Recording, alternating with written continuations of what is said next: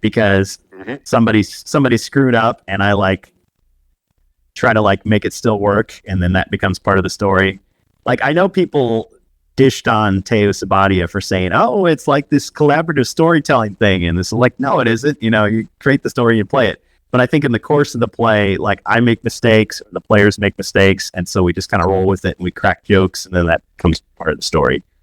It just happens, and it's fine. Yeah, it's like, oh, everybody just gets amazing rolls, and they just kill the boss, and it was no challenge at all, and it was kind of boring. So it's like, oh well, maybe something else happened that makes it more cinematic. Or I mean, I think and that is to me sort of a matter of degrees, right? Where yes, you can, if you feel you have the freedom to do that and you're comfortable doing that, it's a great thing. It's a great tool to have in your arsenal.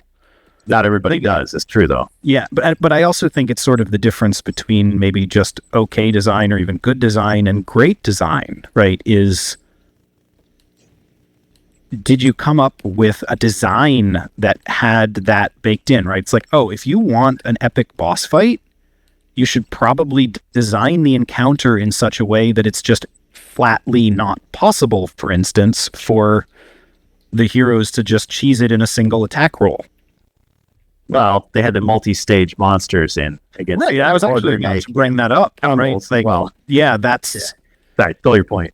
Yeah, no, that was the same point I was going to make, was that the jungle's multi-stage thing is one kind of way to tackle that sort of thing, where you can say, hey, it's literally not physically possible for a single hero's turn to end the fight anymore. Like me having a stack of evil wizard cards. It's like, we killed her. Oh, she's back. Okay, we killed her again. Okay, she's back one more time. Oh, you killed her again. Okay, fine.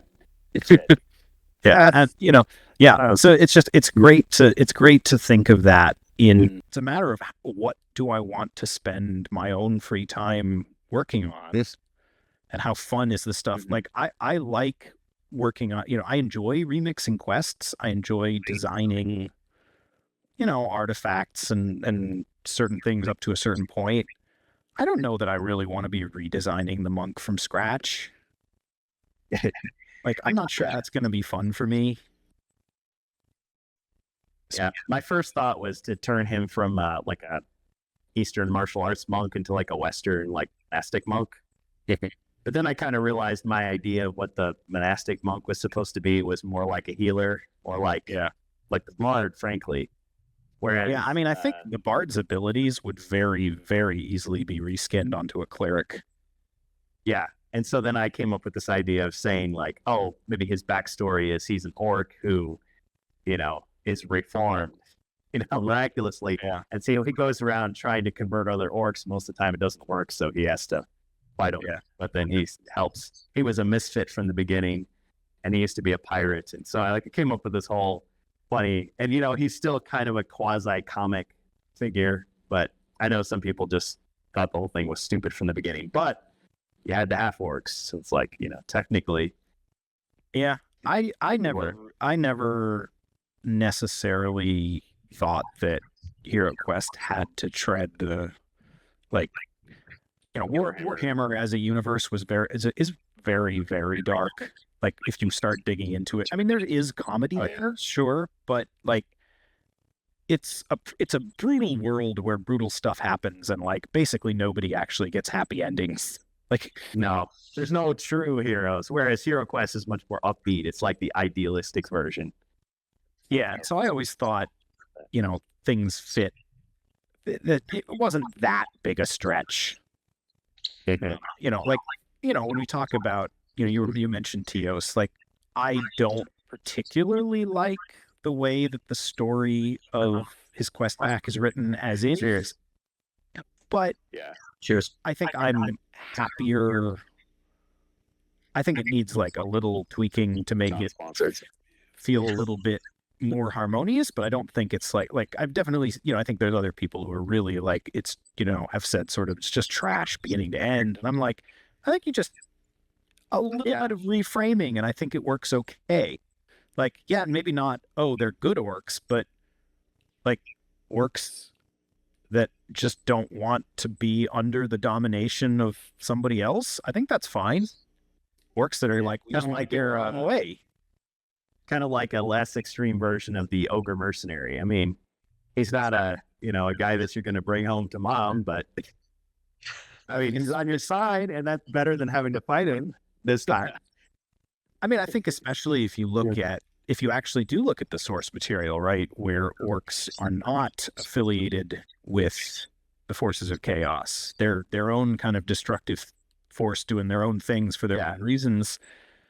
And I think you could easily harmonize them by just sort of saying, well, like, how did Zargon become kind of as threatening as he is? It's like, well, he kind of like took over. Yeah. He like dominated the orcs.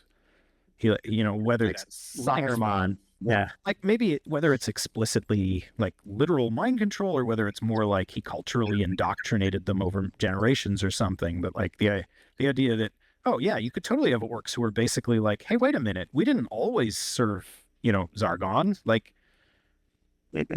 we don't want to be doing what someone else says. We want to be raiding and pillaging for the reasons we choose. But yeah, you could also say that maybe they were just the right sort of people who would say yes to his offers. Maybe he didn't have to. Right.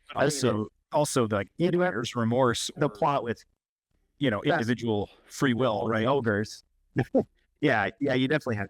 Well, that's why I was thinking Spirit Queen's Torment, if you take it as a canonical HeroQuest adventure, to me works better like late in the campaign because all of a sudden you have these orcs defecting. So maybe like the war's going badly and they're like, oh, let's get out of here, and so whatever. But actually, are we recording yet, by the way? Are you still? Yes, I'm recording. Hello? Yes, all right. Well, yeah, I got you. You're good. This is not HeroQuest fans. This is not the Rantcast, but I'm sure we will. It's something. I appreciate your work there. You had some technical issues. It's something. Thank you all for being here. So yeah, GenCon day 1 is over. We've been talking with Carnival, Bohemius, and Glasgow, and Ribby about the direction of HeroQuest. And this is all really, really good stuff, guys, because either on Saturday or Sunday, I'm going to be interviewing Doug Hopkins, not as a live stream, but I mean, similar to what we did with Chris. And yeah, you're going to sit down and hopefully be able to get some Q&A in, and that you're going to... And he'll be like, Dodger just later, Matrix. He was very he was very adamant about, hey, let's sit down and let's just have some fun first. Let's just play some HeroQuest and have some fun. Then we can do an interview after the fact. Yeah. I mean, I think that's sort of where I was coming from earlier. Is I guess I was afraid I was straying over a line of like the discussions. I hopefully should mostly remain fun. You're rolling the piss dice. Not having fun. They're probably not having fun. So maybe, yeah. If you roll the piss dice, it means you're. He's rolling the piss dice. Definitely. Yeah. I mean, come on. Tell me that's it's not what you see. It's Mountain Dew, right? Yep. I think some people are afraid of offending the At-One Hill guys, and I think there's a certain nobility about that. I think that they can take it. They can take the criticism. I mean, we're not like, just piling on and just like wailing on these guys. It's more like, how there's people that say, well, I will only buy HeroQuest products at full price, full MSRP directly from Hasbro Pulse because I want to make sure that they get the full, profit and that the franchise doesn't die. And I'm just like, they don't even say that that's necessary. Like, they still keep track of the sales figures. It still benefits them. They still get paid. Yeah, I mean, buy it from Amazon. If Amazon's buying it at wholesale in bulk, like they're selling those units to Amazon regardless. Yeah, and maybe you could say, well, they got 13 cents more per unit than. Honestly, from a standpoint of like trying to do good, I would think honestly the better thing would be to try to arrange to buy it through your LGS. Yeah, even and like have them special order it for you if it's not something they planned on stocking on the shelf, because those are the places that people struggle with the most with the waxing and waning of, like, Hasbro's not going to go anywhere anytime soon. Nah. Amazon's obviously If not going anywhere anytime soon, but your LGS, Yeah. you know, getting people in the door, and especially, you know, if someone sees you buying a box, you know, I think we were discussing if we're discussing the allure of something on the shelf, I think, you know, what can be a better selling point than you see a box that looks intriguing, and it's literally somebody picking up something they special ordered from the LGS that you have a relationship with. What endorsement could there possibly be that's better than that?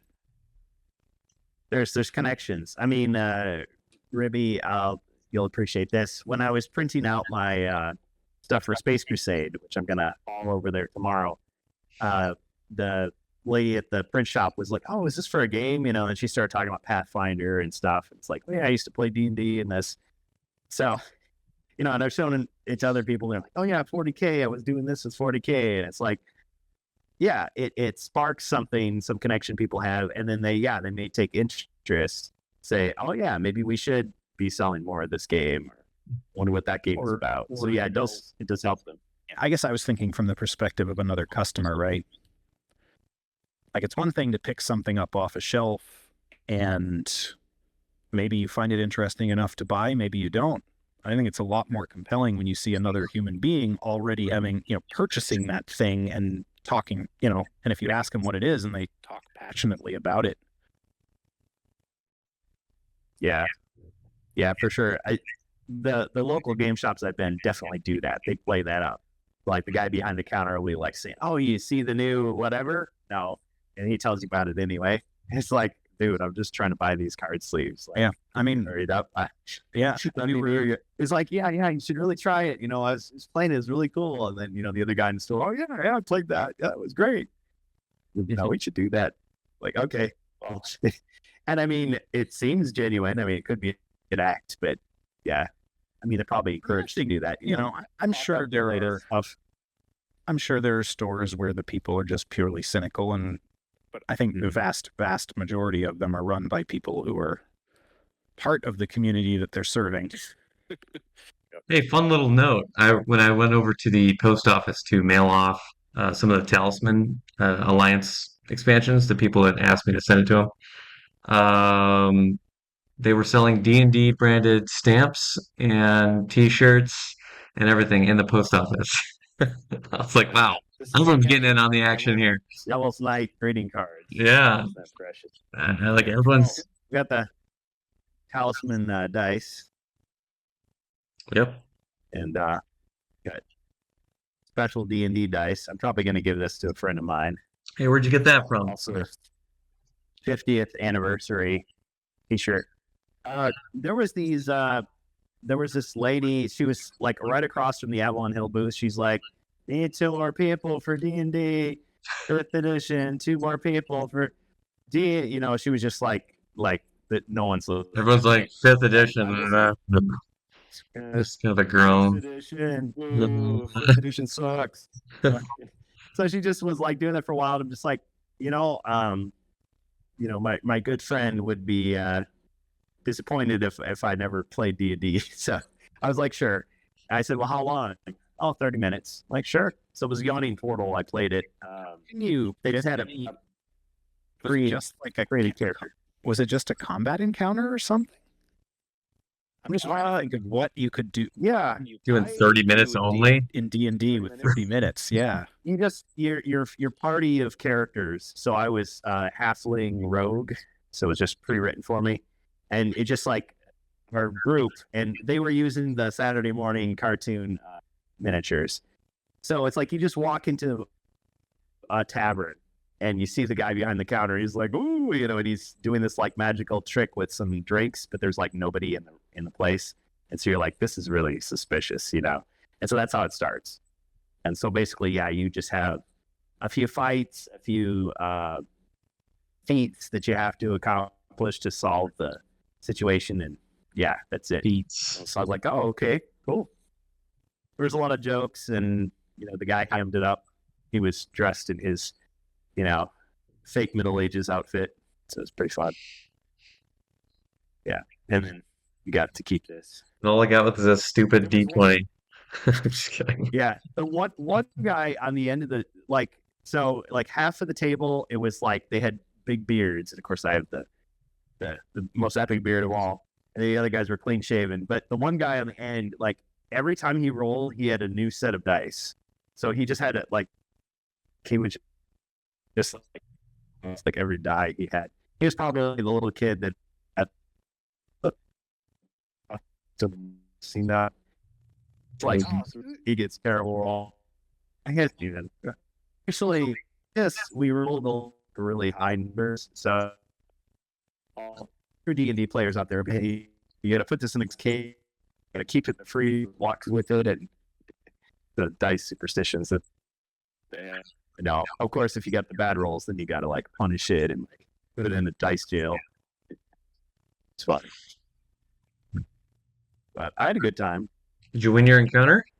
So, yeah, we won. No deaths. Oh, you'll like this, Kurgan. I was there. I was up on vacation with the family up near where I grew up, and I decided to swing through my like childhood gaming store because it's still there. Yeah. And because I was like, oh, let's see if they have Hero Quest on the shelf, and they did. Wow. They had the game system. I think Kellers and Witchlord were in the board game area. Still got it. Very nice. But yeah, that's sort of one of your little pastimes. Is you like to, yeah, you sort of like to I understand Hero Quest. It's like other people have it in stock. Right, yeah. Almost like I worked for the company, and I was like, "It's like, oh, if you guys need to order Hero Quest here, come on. Oh, you sold it, did you? Well, get another one. Come on." But yeah, I feel like it's spreading more, and so that is a cool thing.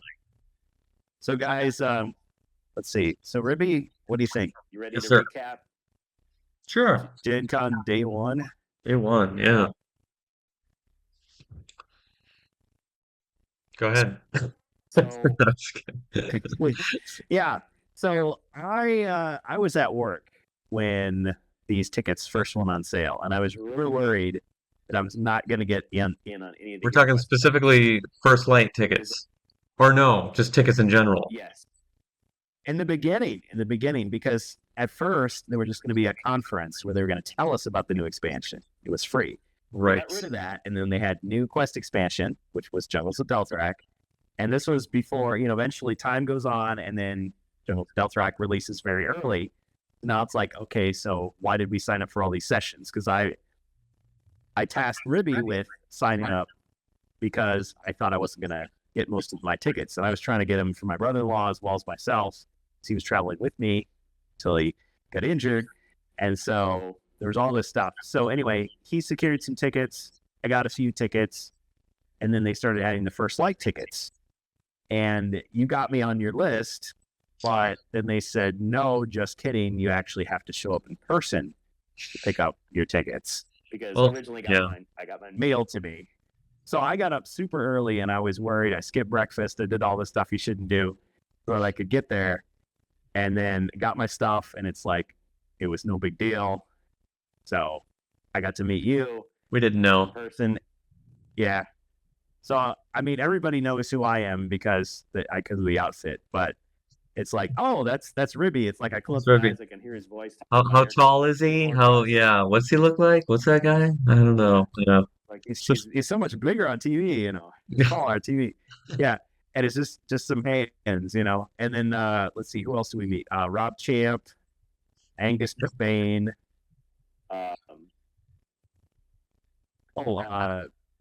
Nameless One.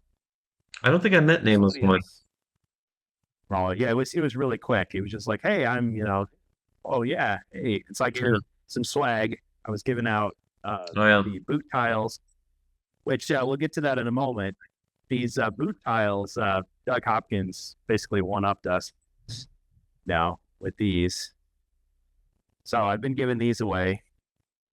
And this was Glasgow's idea, I think. Give away the nothing cards. Is that a reference to the boot that used to be on the board? Used to be. Oh, or is on the board. I can't remember. I couldn't. it's on the new It's one. not.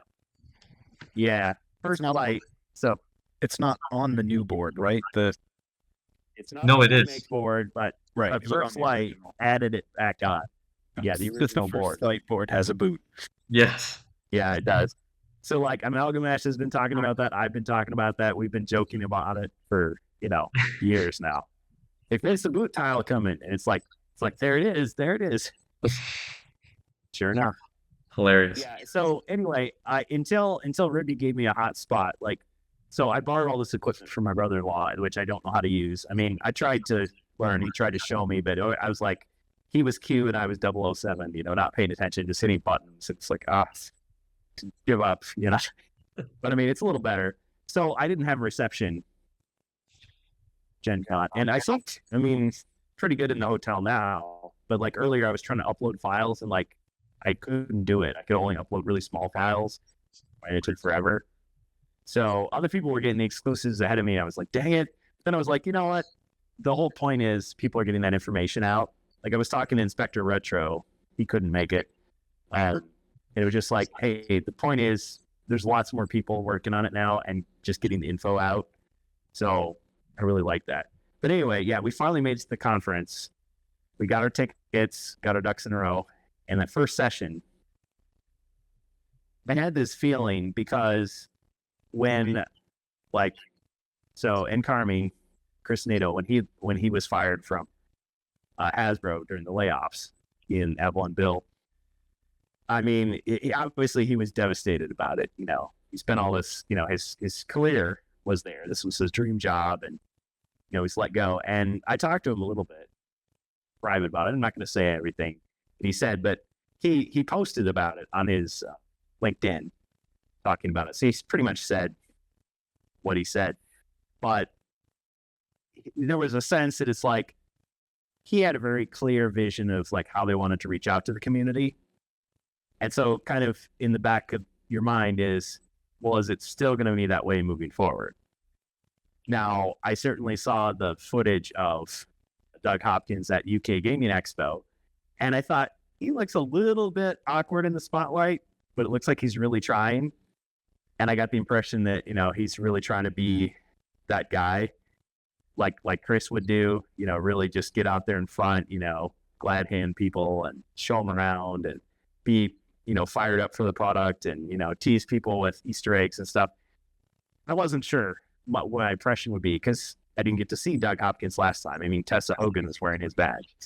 But my impression of him was this is a guy who really does care about the product. He really is enthusiastic about HeroQuest. He really is listening to feedback, and he's trying to constantly improve. And I know he's not. We still don't know who's really in charge. Nobody would admit to it, which I think was maybe them just being coy, or maybe there really just isn't an official person. It felt like there was continuity. I would, if I could cut in just for a sec, it could also just be, go ahead. Like, why coalesce that person also as a potential, flashpoint for abuse? The internet and our world being what it is. Oh, sure, yeah. Rip this guy a new one. If they say, oh, well, It's his fault. It's this guy's call, and it's like, Yeah. and they do something people don't like, and now people are sending this guy hate mail. Right. Yeah. I think there's a wisdom to keeping some of that stuff as internal, office knowledge and not something the public needs to know. Sure. That's fair. So, even if they don't have an official spokesperson, I mean, fair point.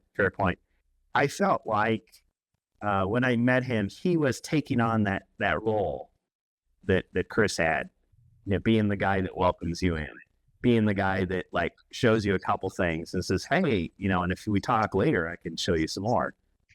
It's definitely that kind of vibe. So,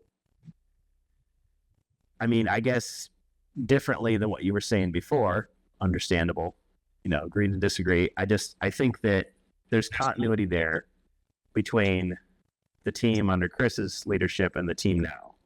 At least if, I don't think Doug is an anomaly. I mean, he's the rules guy. He does have an important role there. He's not the only person that does stuff, obviously. but I think as long as they'll allow him to do that, he's doing a pretty good job from that first impression. And I'm not just saying that because he got us in to play and gave us some swag and was literally our Zargon, and fly off the press. was totally like hanging out with us for like a half an hour straight. He was awesome. Yeah, he had to take a break. He had to go lie down afterwards. But man, he was so animated. Like when we were playing, like he just got a series of like really good rolls. And he was like, yeah, he was practically doing the Ric Flair thing. He was like running up and down. I was pulling out my phone. I was trying to get him like just maniacally laughing because he was so happy with his rolls. It was hilarious to watch. Man. No, and you mentioned something I'd forgotten about. One of those guys was wearing an Avalon Hill shirt. So that was one of his coworkers that he was basically like, because Doug even said, oh yeah, when I'm in the office, I just get beat up and I'm usually like losing. And it's like, no, this is his time for vengeance. Could show his quality. And I was excited for him. And I was thinking like, yeah, this is pretty much what I do as Zargon. I mean, sometimes I'll tone it down. I try not to like, crow about it too much, but sometimes you just gotta. Plus, he knew we were experienced players, so it's like, yeah, whatever. And he knew who we were too. He knew both our both our monikers from Discord, and he knew about the Rantcast. He mentioned that specifically, and so the point is he's paying attention to the community in general. Yeah, and he came across as very sincere. I mean, he could be just. I mean, there's always that sense that I have. It's like, why would a business person be nice to the press? Because they want something from you. It's a utilitarian relationship. You can always think of it that way. But I also feel like, yeah, he comes across as very genuine. So I like that. I was pleased by that. I mean, it was fun. But I rambled on. So we saw the glass case. We got to play some stuff. So we played First Light. We played Jungle to Delthrak. What were your impressions, Ruby? All right. 1 sec. Recording and restarting. So I got a new fresh file started here. All right. Okay. We are restarted. So what were my impressions of First Light? In terms of quest design, just everything in general? Let's start with the presentation. I mean, people were asking questions, and right before we got on here, I was just answering question after question. I was like, I thought people knew everything already, and I was like, oh, they really, it's all just kind of a fire hose of information. Yep. So our theories about what First Light was in the past, and I got some advanced knowledge from sources about That's it. right. Can you speak about that now? What those were? Because I don't think you ever really, you kind of hinted at things. I'm not sure if I can or not. So I'm just going to say the source, I was telling me from an early stage, and they said, no, I did not. I haven't signed anything. Just a friendly agreement. Yeah.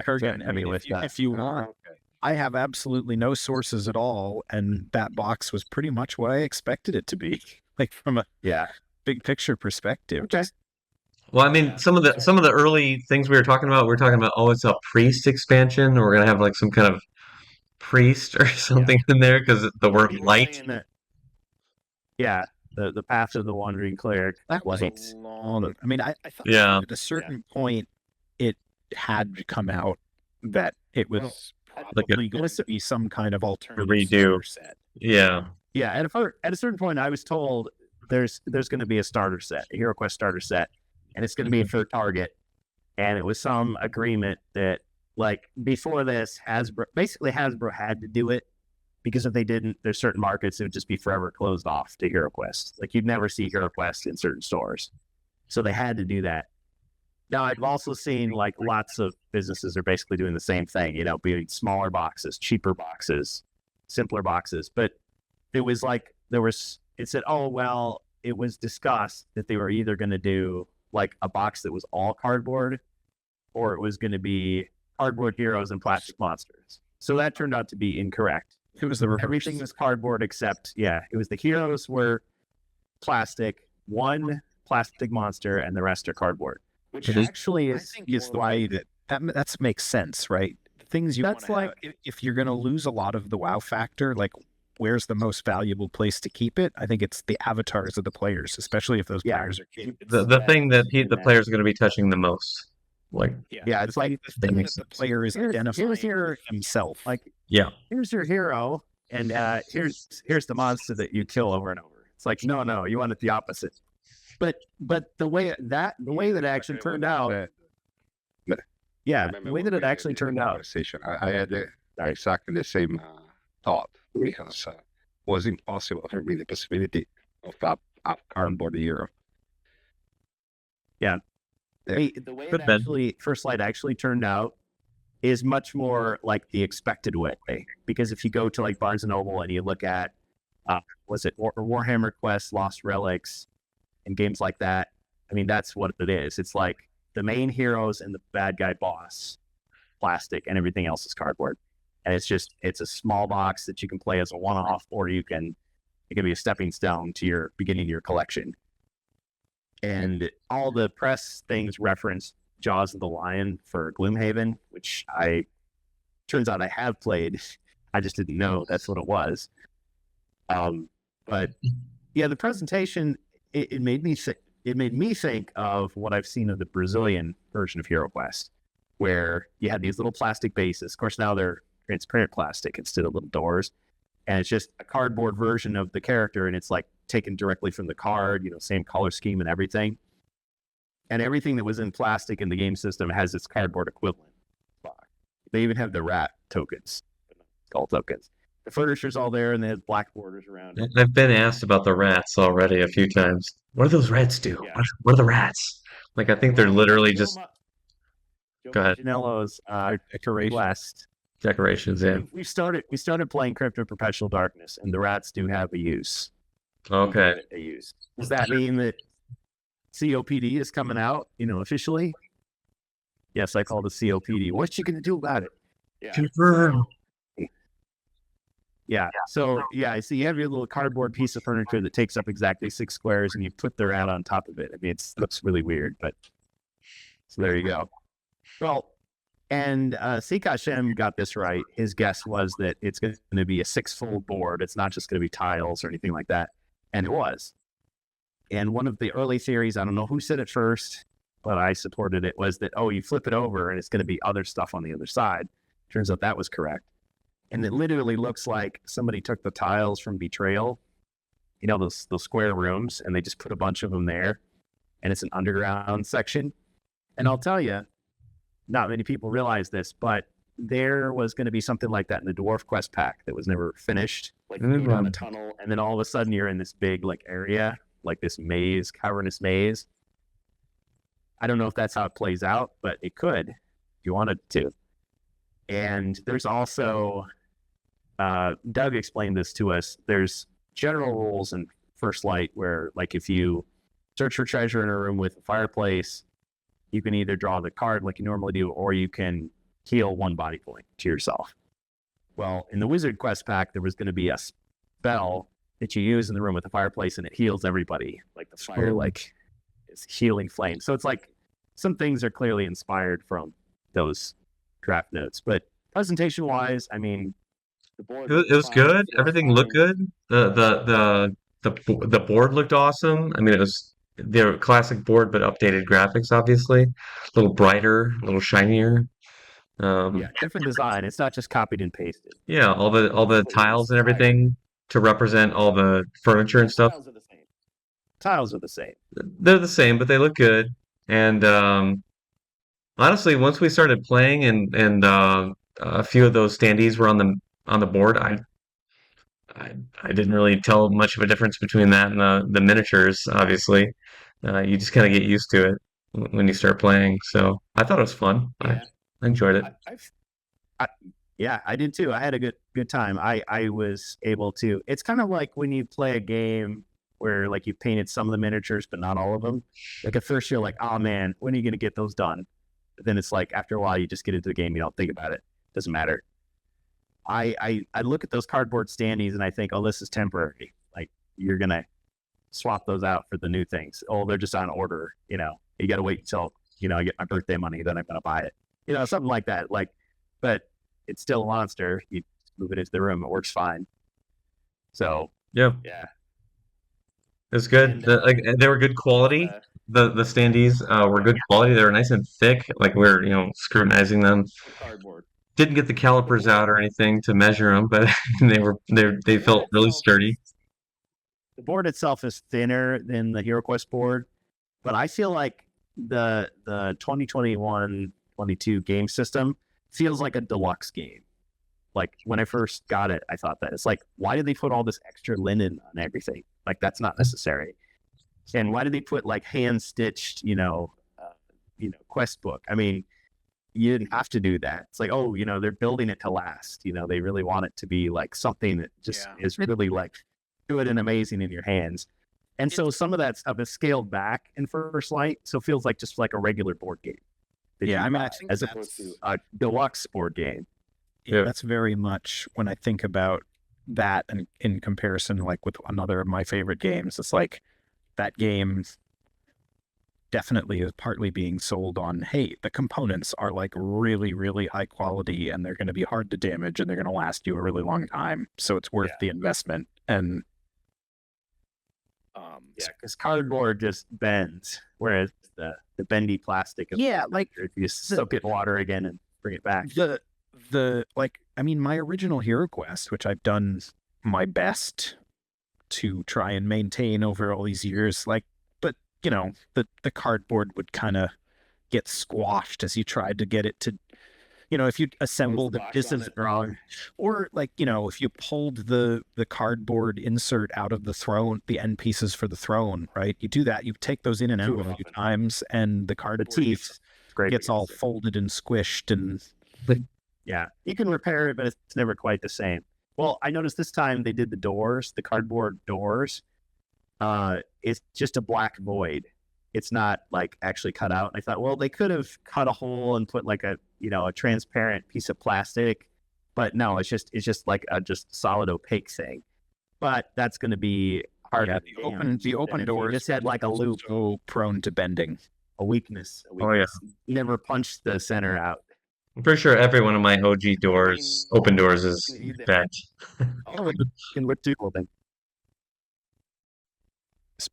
I just heard you say Hodor and Hodor? That's all I said? Yeah. You know what? I had a Windows pop-up. It probably interrupted me. I said, I'm pretty sure every one of my I see that you're making a video. Would you like some help with that? Clippy popped up. You get the fuck out. I'm pretty sure every one of my OG doors is bent. The open ones. I don't think not a single one has escaped. Few that I think have maintained structural integrity, but this is like the cream of the crop from two, picking the best ones that remain from two original copies of the game system. And maybe, I was thinking, we could just go on and on. Maybe we should just say a few more words and then you guys can start asking questions. And Carnival, you said a lot.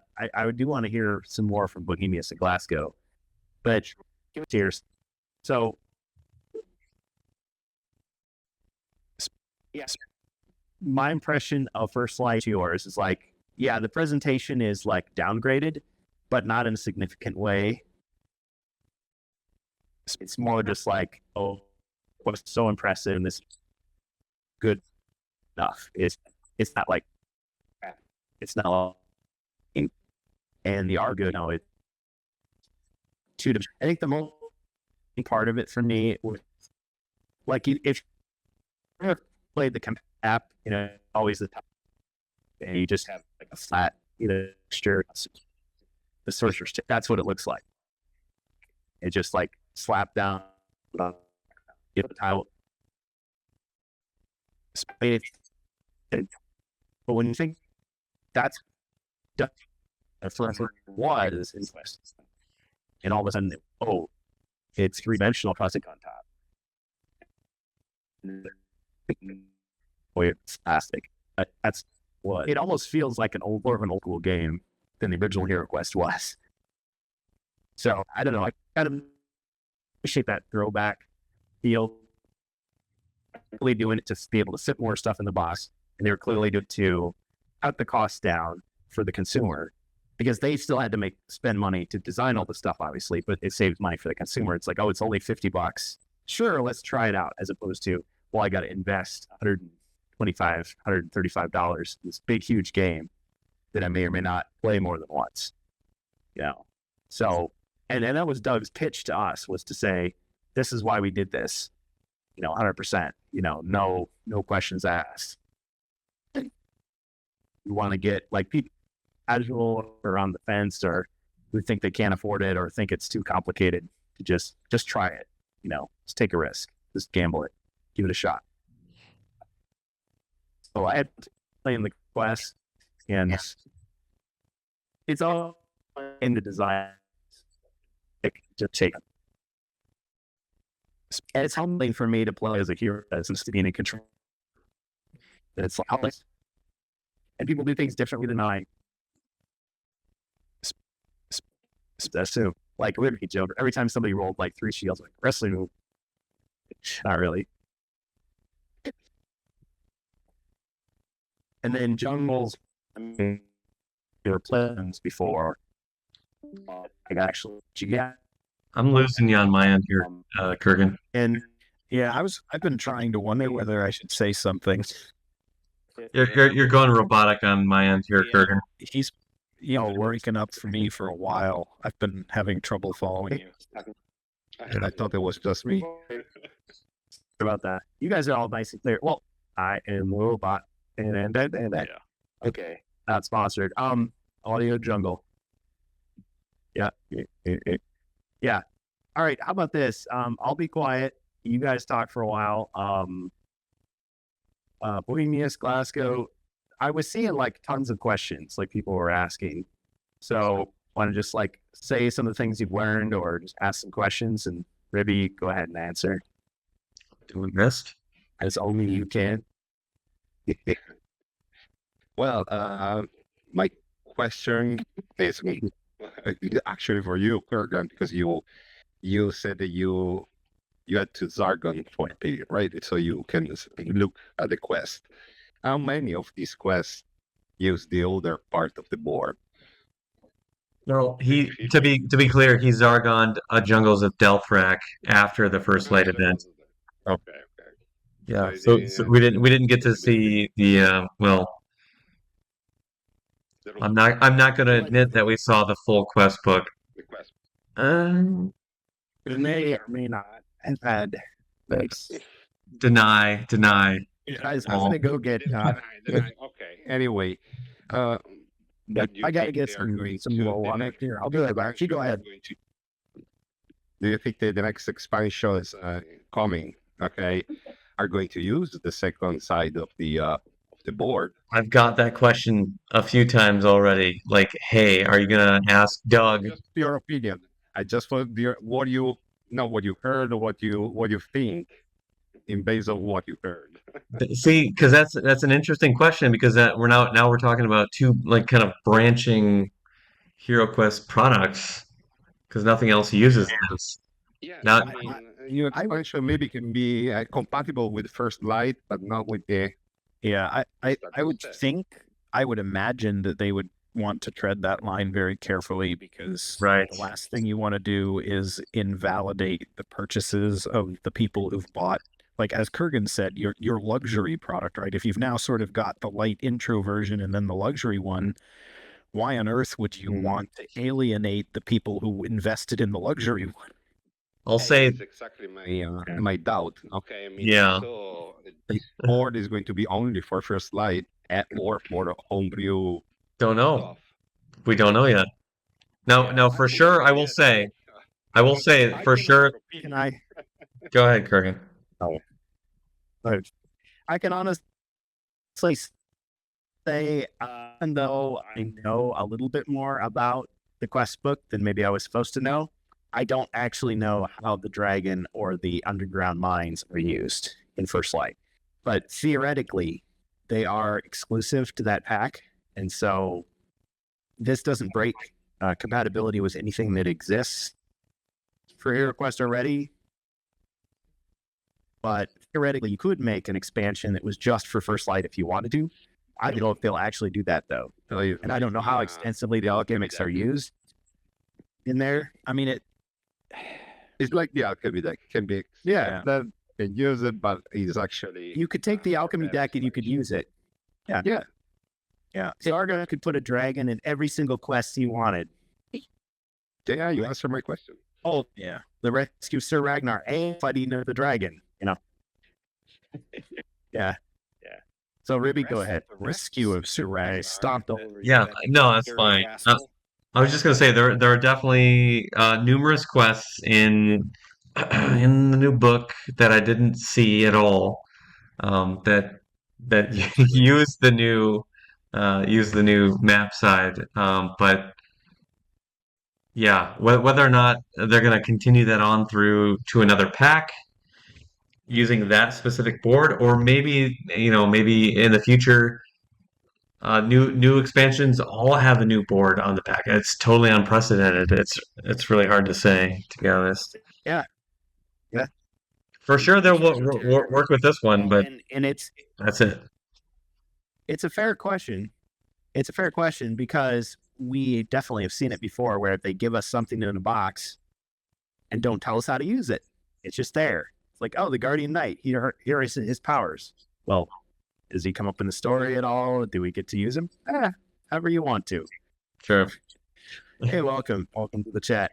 That's Rob. We're just talking about Gen Con day one. Yeah.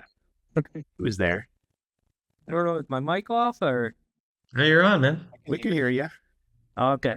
Now, cheers, guys. Oh, Cisco. Hey. So yeah, I was actually impressed with First Light. I wasn't sure if they were going to pull it off. It was better than I expected, but I mean, my expectations were a little bit lower because I thought, yeah, this is the budget box for casual people who are just getting introduced to the game. But a lot of people that were looking at the glass case was like, oh, this is baby's first hero quest, because those articles were saying, oh, simplified gameplay. I didn't really see that. Did you? I didn't either. It was basically Hero I don't Quest. think I ever expected that, really, because I don't know, like, how much more simple can you really make it?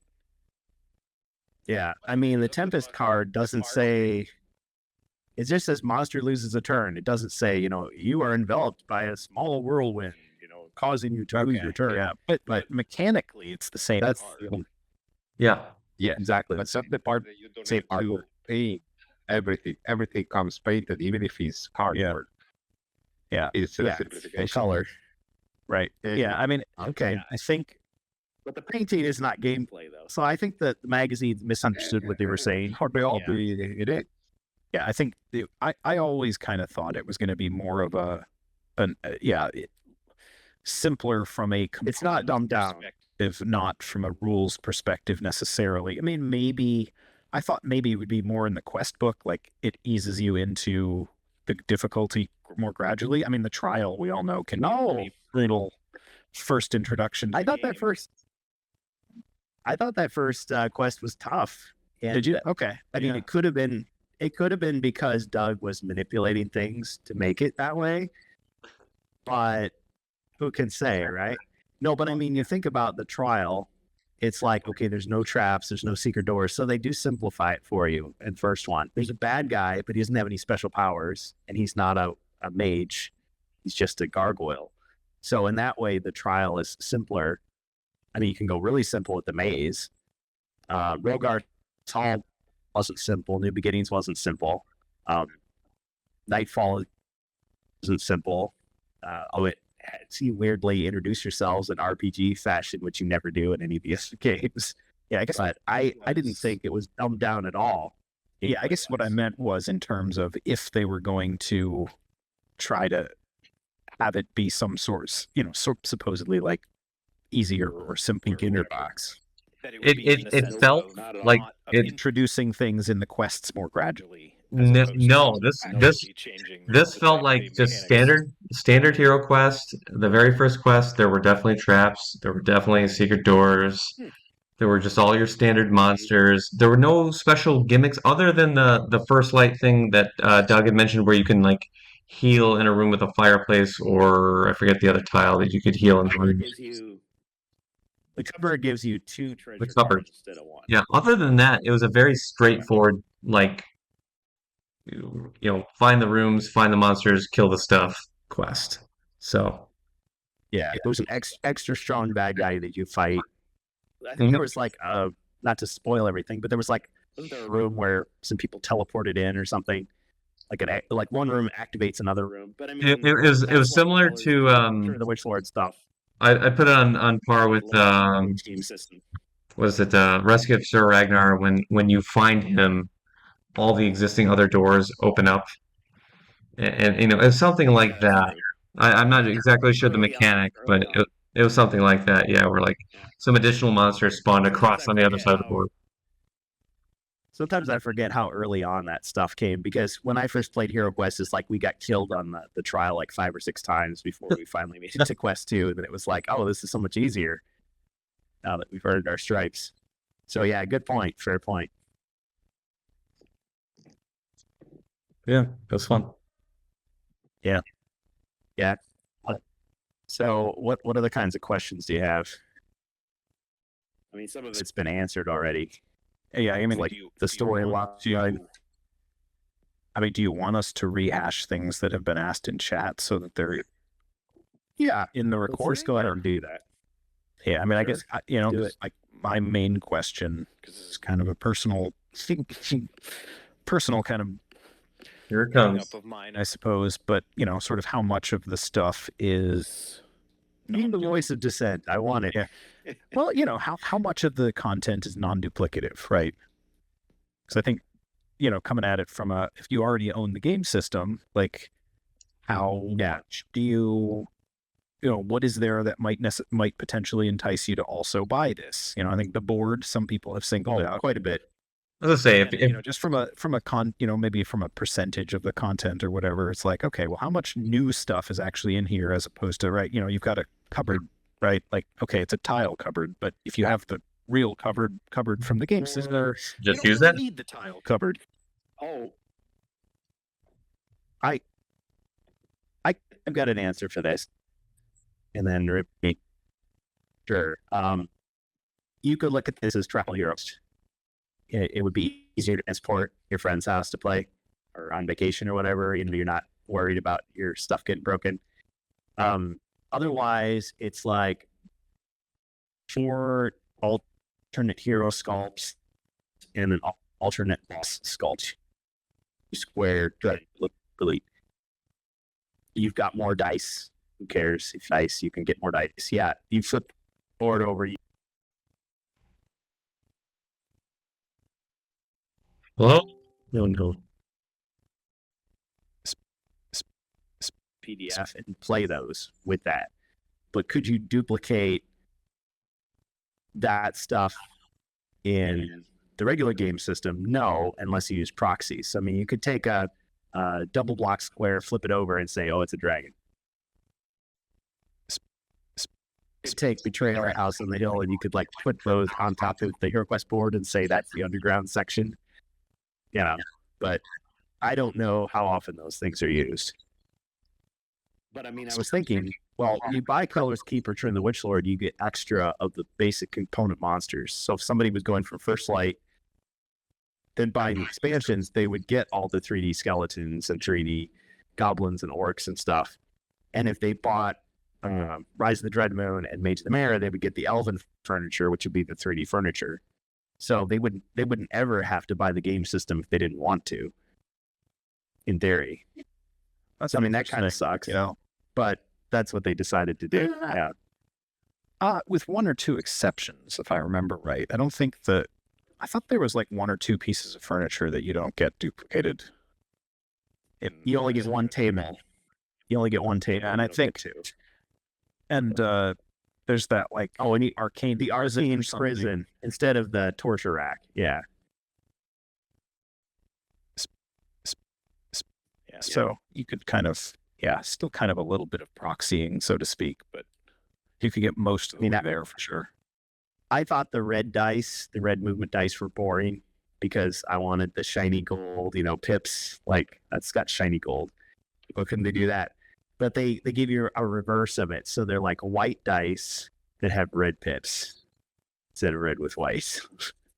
I guess they'll be able to spot the bootlegs because they have the wrong color of dice or something. I don't know. Personally, I don't like that because stuff references the red dice. I kind of feel like they Yeah. Hey, it was funny. The new cards also reference the red movement dice. And I'm like, but they're not red anymore. Now they're white. The large whatever. sword orc. Yeah. But Yeah. look at these talisman dice. They've got rounded corners. So I guess those players expect that. And HeroQuest players want this or expect this or Was that piss? Looks like piss. It looks like piss. Just a big square of piss. Oh my god. Needs a lot There. of work. He's Yeah, it's they're Jolly Ranchers. Or yeah. There you go. I had to get a recall. I've been shouting all day long because it was so noisy. My old man Zargon, I gotta like yell, and so I've been like losing my voice constantly. So maybe I should just take the hint and like be quiet. Right, but as far as content goes, though, I mean, content 10. There's it's all new quests. Content wise, as far as Not 14, no solo quests. just 10, it's 10, but they're all brand new, so it's not like Stephen Baker, the guy. by Stephen Baker, so it's not like things you've seen before as far as quest goes. Quests that utilize the new side of the board, that's totally new. So between that, the miniatures, the dragon, I think there's enough there to sell people on it. For $50, would you pay $50 for it? I'd pay $100 bucks. No, I'm just kidding. No, but no, I think there's $50 worth of content there for sure. I bet if you got on eBay, you could pay that much. Somebody like Easily. Oh, no doubt. Yeah, people are already scalping these. Are they really? I've been these watching the Amazon was now listing a feature Oh. offer for the monk. Terrible. It was like being sold at a 5x markup or something. And I've been watching as these numbers are dwindling and just crying inside because I hate that people are falling for it. These are free at GenCon. These are, I think, maybe allegedly the same dice that Wizards of the Coast stores, wherever those are, when they're done with HeroQuest, they're going to give these away to people too for free. And if you buy Jungles of Delphrak at the conference or online for I don't know what limited time, you get a tin of these. And then in retail, they're going to sell the tin and the scroll again, just like they did with the Dreadveil dice, but hopefully they actually have enough stock to like give it out to people in other countries, and it's not just like, oh, it's sold out again. It's hopefully no one can ever get it. Yeah, hopefully our international friends can actually buy it this time. Yeah. So lots of people have requested that I mail these to them, but they specifically told me, like, we know who you are, we appreciate you, but you only get like one.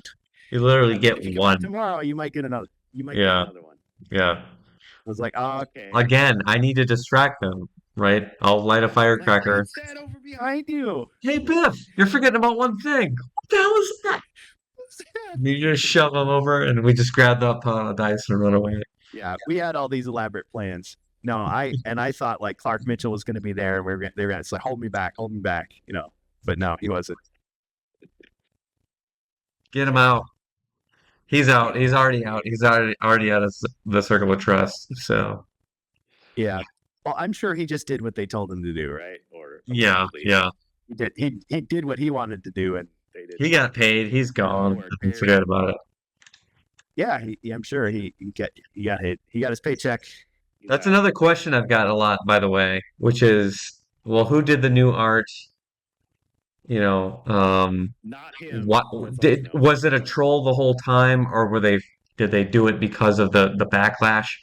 I was like, I don't know, but I didn't ask. I'm pretty sure it's probably because of the backlash. It'd be impolitic to ask, I think. Yeah. I'm still gonna ask. We do know for sure the new art is not done by what's his name? Clark Mitchell. We know for sure it's not him. Yeah. Doug said that himself. He said it was not Clark Mitchell that did the new art. So And he said Stephen Baker wrote the quest. We have not seen the Yeah. back of the box. I don't think. Did they even have the back of the box there? No, there was no box on the table. There was a lid. There's like a plastic tray with all the components in it, but we didn't actually see the box. A really small candy tray in there. Yeah.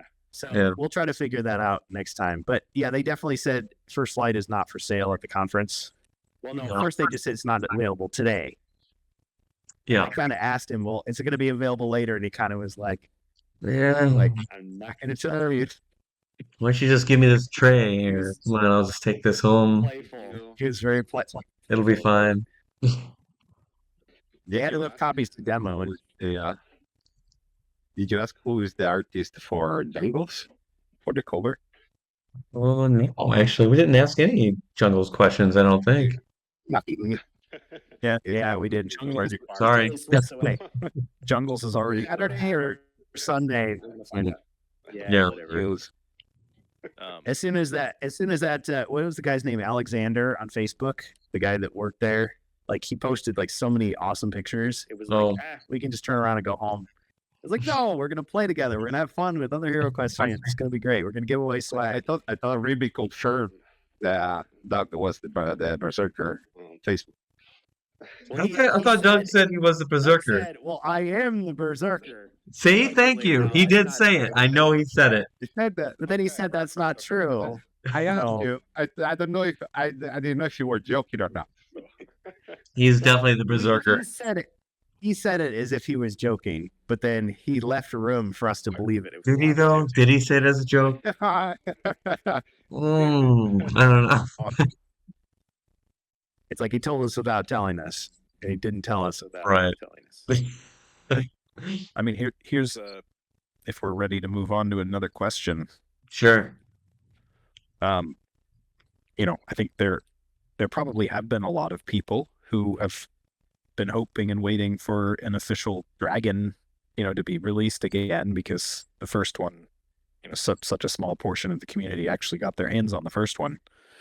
But my understanding is this one's not, it's not a carbon copy. Like, what's different about the dragon this time around? Yeah. Well, when I first saw it, I thought it was a gargoyle. I was just like, it's just a fancy gargoyle. What are people talking about? But then I looked closer at the picture that had been posted, and it was like, I could see the cardboard gargoyle behind him. So he takes up 2 squares now. So he's a 2-square monster. I think his stats are bigger. Wasn't the...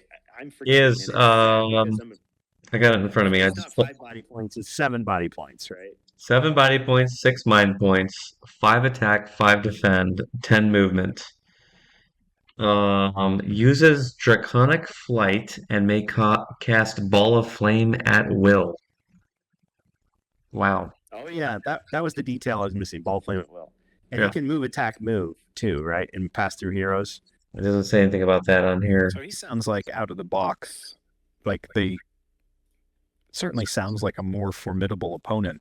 Oh yeah, big time. Because I think Joe's could do Firestorm, but it was like Acid Breath or something. And it was like, I want to say 5 body points and like 6 attack or something like that. So it was a strong monster, but I mean, it wasn't like, epic fight that people were. It wasn't like the That's first it? or something where you've got like a really a beefy guy with a whole bunch of really beefy bodyguards.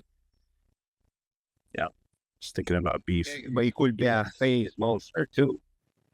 You can find multiple times. Yeah, I mean, the Well, dragon. what about First Light is not above. or a boss? First Light is not above using complex things for individual quests. Like, I may have seen or heard something that led me to believe there was some of the arena fighting rules like adapted for a one-off type thing in First Light. So I saw when I looked at that board, on the new board, there's a section of it that I thought that looked awfully arena-like on one side of it. But you could still say, hey, there was arena fights in the first edition. Just a lot of people skipped over that because they went right to the first quest. Yeah. But you're supposed to fight in an arena to train, and you fight each other and monsters. So, Well, the first European edition did. which was for a lot of people, that was Hero Quest. Yeah. Then that got To us, it isn't. well, but then that got For us. dropped from every subsequent edition. Right. Yeah. We still technically don't have player versus player, except when someone gets mind controlled. But you could easily homebrew it, very easily. I actually wonder too about when you say that for a lot of people that was HeroQuest. I don't know that I've ever thought much about what the distribution was of the European first edition versus second edition. It was published in a few magazines. I think Hispazargon posted about it. Some other people posted about it. Like you could calculate how many millions of copies that they sold.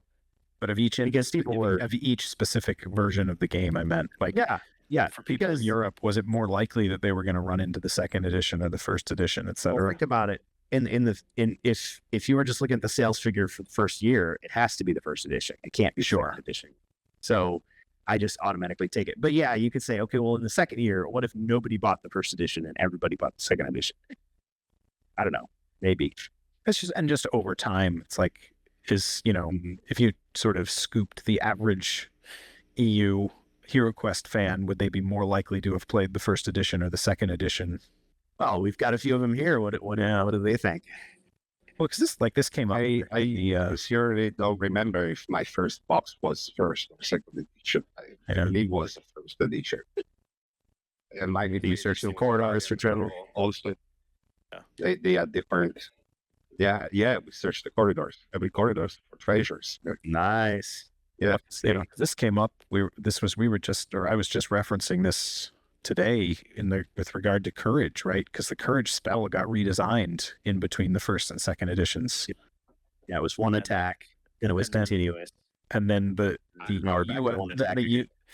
US one, in my opinion, I think the most plausible explanation for the US one is that they were trying to copy the second edition's EU one, but botched the wording. Yeah, I feel that way too. Glasgow, what I wrote it the way I do is because I think that was actually the intention for the spell, but I want to hear from Glasgow if he's still with us. but I think right now they nerfed it too much because they also say that you can cast it once per quest. So even if you like that, you get to. no, that's Monsters can move out of the way. so I'm pretty sure that's just the way that they've taken to saying like spells are used up once they're cast. In First Light, the card specifically says it can be used only one time. Do other spells not say that? I didn't read. No, it doesn't say that the spell. I don't think So. In the First Light, they've actually rewritten the card again, and it specifically says you can only use it one time to attack.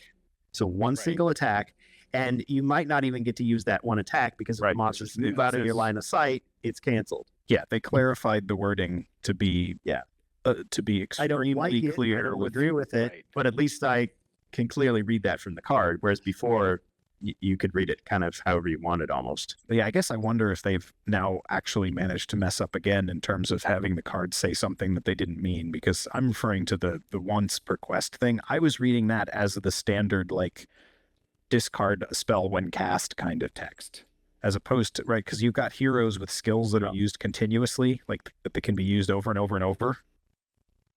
I was just reading that as, like, Well, telling you, hey, once you cast the spell, it's used up, as actually opposed to just cast it again next turn. I just did the meme and the actually guy. Actually, well, some of the new heroes can use their spells more than once, but that's because they can regain the spell under certain circumstances. So, like the monk, of course, all he has to do is just not be seeing monsters. It's pretty easy. But like the bard has to see somebody like roll 2 shields. So the rogue. Yeah. They're passive. The rogue has skill cards that say, You could call those spells if you wanted, I guess. He doesn't need to cast them. There's always an effect. all right, but the cards tell you that you get to keep them. Yeah, I suppose. Okay. Fine. If I recall right, at least I'll check. I shall decrease. Continuing to the west in the rain. Okay. Yeah, I mean, that would be a great thing, I think, to clarify if Glasgow audience or on their Discord, right, is if you're concerned about that. The way I was reading that was just the typical, like, a spell only is used once unless you, like, regain it somehow. Yeah, I don't really potions. Yeah, the potions in later expansions, for instance. Believe it or not, I really don't have a strong opinion on that. Glasgow, can we get your impressions of the first Hero Quest that you played, if you remember?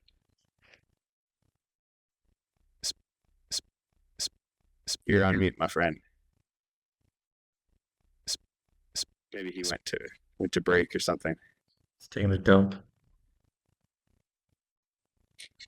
Allegedly. He's taking one of these. One of these. Okay. He's taking a second Mountain Dew piss. Oh man. Or sorry. Yeah, so day one impressions. I really had a good time. I was pleasantly surprised by the welcoming atmosphere of Avalon Hill and getting to meet Doug. And Craig Von Ness is there, so I get to interview him too to talk about Heroescape, even though he probably wants to talk more about Talisman. That's his thing. But it's like when they get people on the talk shows, they're like, let's talk about your old stuff, not about the new things you're doing. It's like, who is this for? For you or for me? Well, I'm going to ask what I want to ask. I'll ask him about that too, because I know we've got people that like Talisman and want to hear more about Talisman. Talisman, tell us, man. But we'll do it. But I want to hear like what he has to say. I did talk to the Heroescape guys.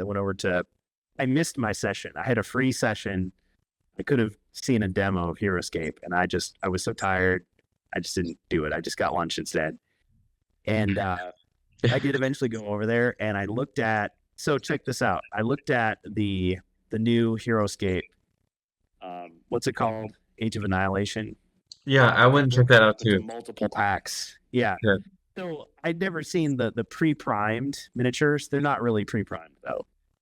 What it is the plastic feels different than HeroQuest, even though the molds look very, very similar. I mean, it looks like they could be just HeroQuest figures, but they're like more stiff plastic, almost like a bendy resin.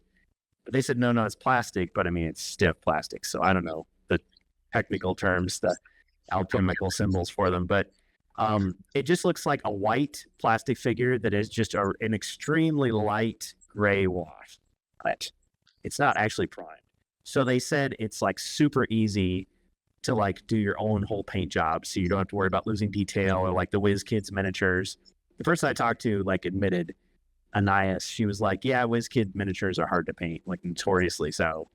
With that gray stuff that they put on it to begin with, it just interferes with what you're trying to do. So they made it as easy as possible to paint it. And then the painted versions are only like $50 more, and they're like professionally painted, like good quality. So you'd actually save money versus like commissioning somebody to paint it for you. Of course, yeah, everybody's got a different idea of what they want to do. So I thought that was cool. I went to the Warhammer thing, and they had me try out these contrast paints. So I painted this guy. I just slopped a whole bunch of red paint on him just to see what he would look like. And it just, it kind of looks like I did some shading effects, but I really didn't. And I mean, it's not great, but it's decent. So they were really showing it hard about, this will turn you into like a great painter if you're like terrible. It's like, okay, maybe, but how much do those paints cost versus just buying it at Walmart? Craft acrylics, which is more what I do. I mean, I have some of the pricier paints for special effects, but I learned a lot. So I did that, and let's see, what else did I do? I just kind of wandered around, looked at some of the merch tables and things. I tried to get free stuff. There wasn't a ton of it, but I mean, like this year versus last year. Last year I had like almost no events, and so it was just kind of wandering around looking for stuff to do to, trouble to get into. Whereas this time it's like, okay, we've actually got a game. We actually got to finish a quest rather than playing for a while and having to leave. I mean, I was amazed that we got to finish a quest in 2 hours, and it wasn't because everybody was killed. So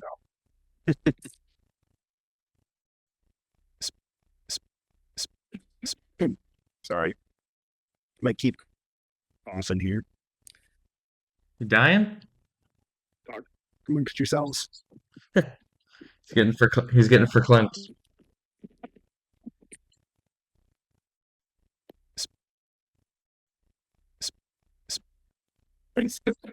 Oh God, he is dying.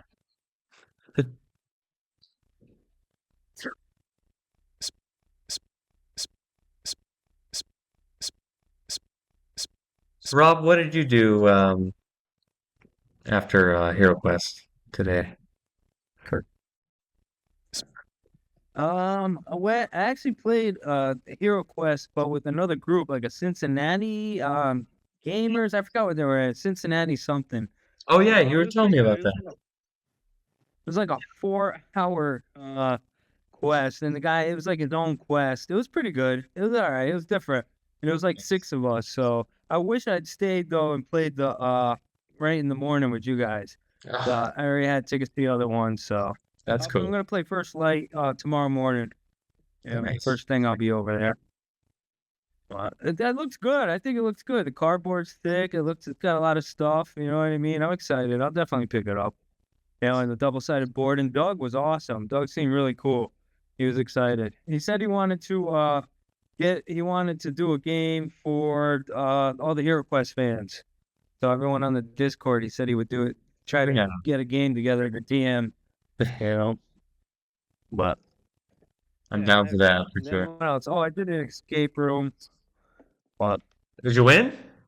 no, we got down to the last lock. And then that No, was no. it. I feel like that's every escape room I've ever been to. It's like you get down to that last lock and you're missing some piece of information from some. Yeah, I never done them before, so it was pretty good. Oh, really? That's your first one? GenCon is good. Where do they have an escape room at?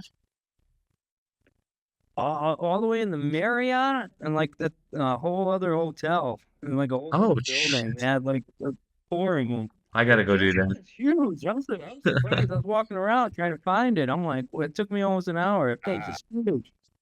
Oh, my feet hurt. How many steps I got today? Almost 20,000 steps today. Damn. All right. I had a backpack on. I was wearing hiking boots. It was great. Very comfortable. Well, good for you. Yeah. See, I'm used to having the headset on. I can just mute it and I have to cough or something. But I gotta like run out of the room. Yeah. Funny. I would say, I mean, Yawning Portal was really fun. It basically made D&D very easy. But the highlight was definitely seeing Doug Hopkins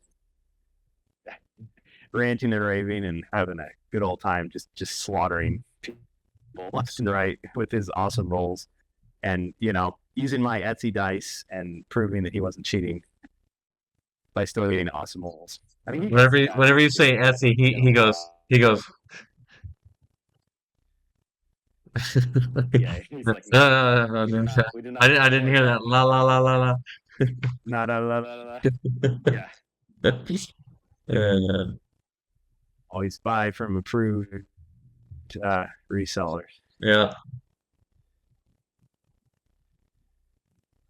So what was the highlight for you, Ruby? Highlight of the day. Well, it had to be meeting Doug and playing First Light. Obviously, that's the whole reason I was there Thursday. The sheer size of the whole convention center. Long after you left, I did another game playthrough from 2 to 5, and after that, I just wandered the center for a solid hour or so, and I was like, I still haven't seen everything, not even close to seeing everything. There's so much crap here. It's insane. I'm like, man, my feet hurt. My neck hurts from having this heavy ass backpack on. I'm just gonna have to come back tomorrow. Yeah. Betray me. Yeah, son of a bitch. So Last year in one of the hotel like areas, because if you wander into like the hotel areas, they're just like people just playing games, and you like peek in. It's like a, you know, like speakeasy or something. Like, yeah. Are you one of us? Are you one of us? Oh no. Or that you Go back to their table. Yeah. Oh no, it was. Yeah. There was a group that was doing like a LARP last year, and I was like, oh, so I have to go downstairs and buy a foam sword. It's kind of, they're like, or you could be a monster. I'm like, what? So we would like jump out and like, and like people like hack us with their foam swords. It was great. It was awesome. It sounds stupid, but it was so much fun. I loved it. And I kept this, but then I put the monster mask over the top of it, so it was the greatest. Yeah. So if that's still there, I definitely recommend you try it. Even if you feel silly, it's super fun, Oh yeah. and you get to hit me with the foam sword. So Well, yeah, we got that. We got the we got you got him. Yeah, I think you got him. we got Warhammer 40K laser tag coming up tomorrow. So that should be Yeah. fun. That's gonna be great. Are they gonna dress us up in like a full Space Marine armor? So, hope so. If I'm not in power armor, I'm not playing. Just gonna go home. So, Ruby, this was your first Gen Con. How Yep. about you, Rob? Was this your first, or you been before?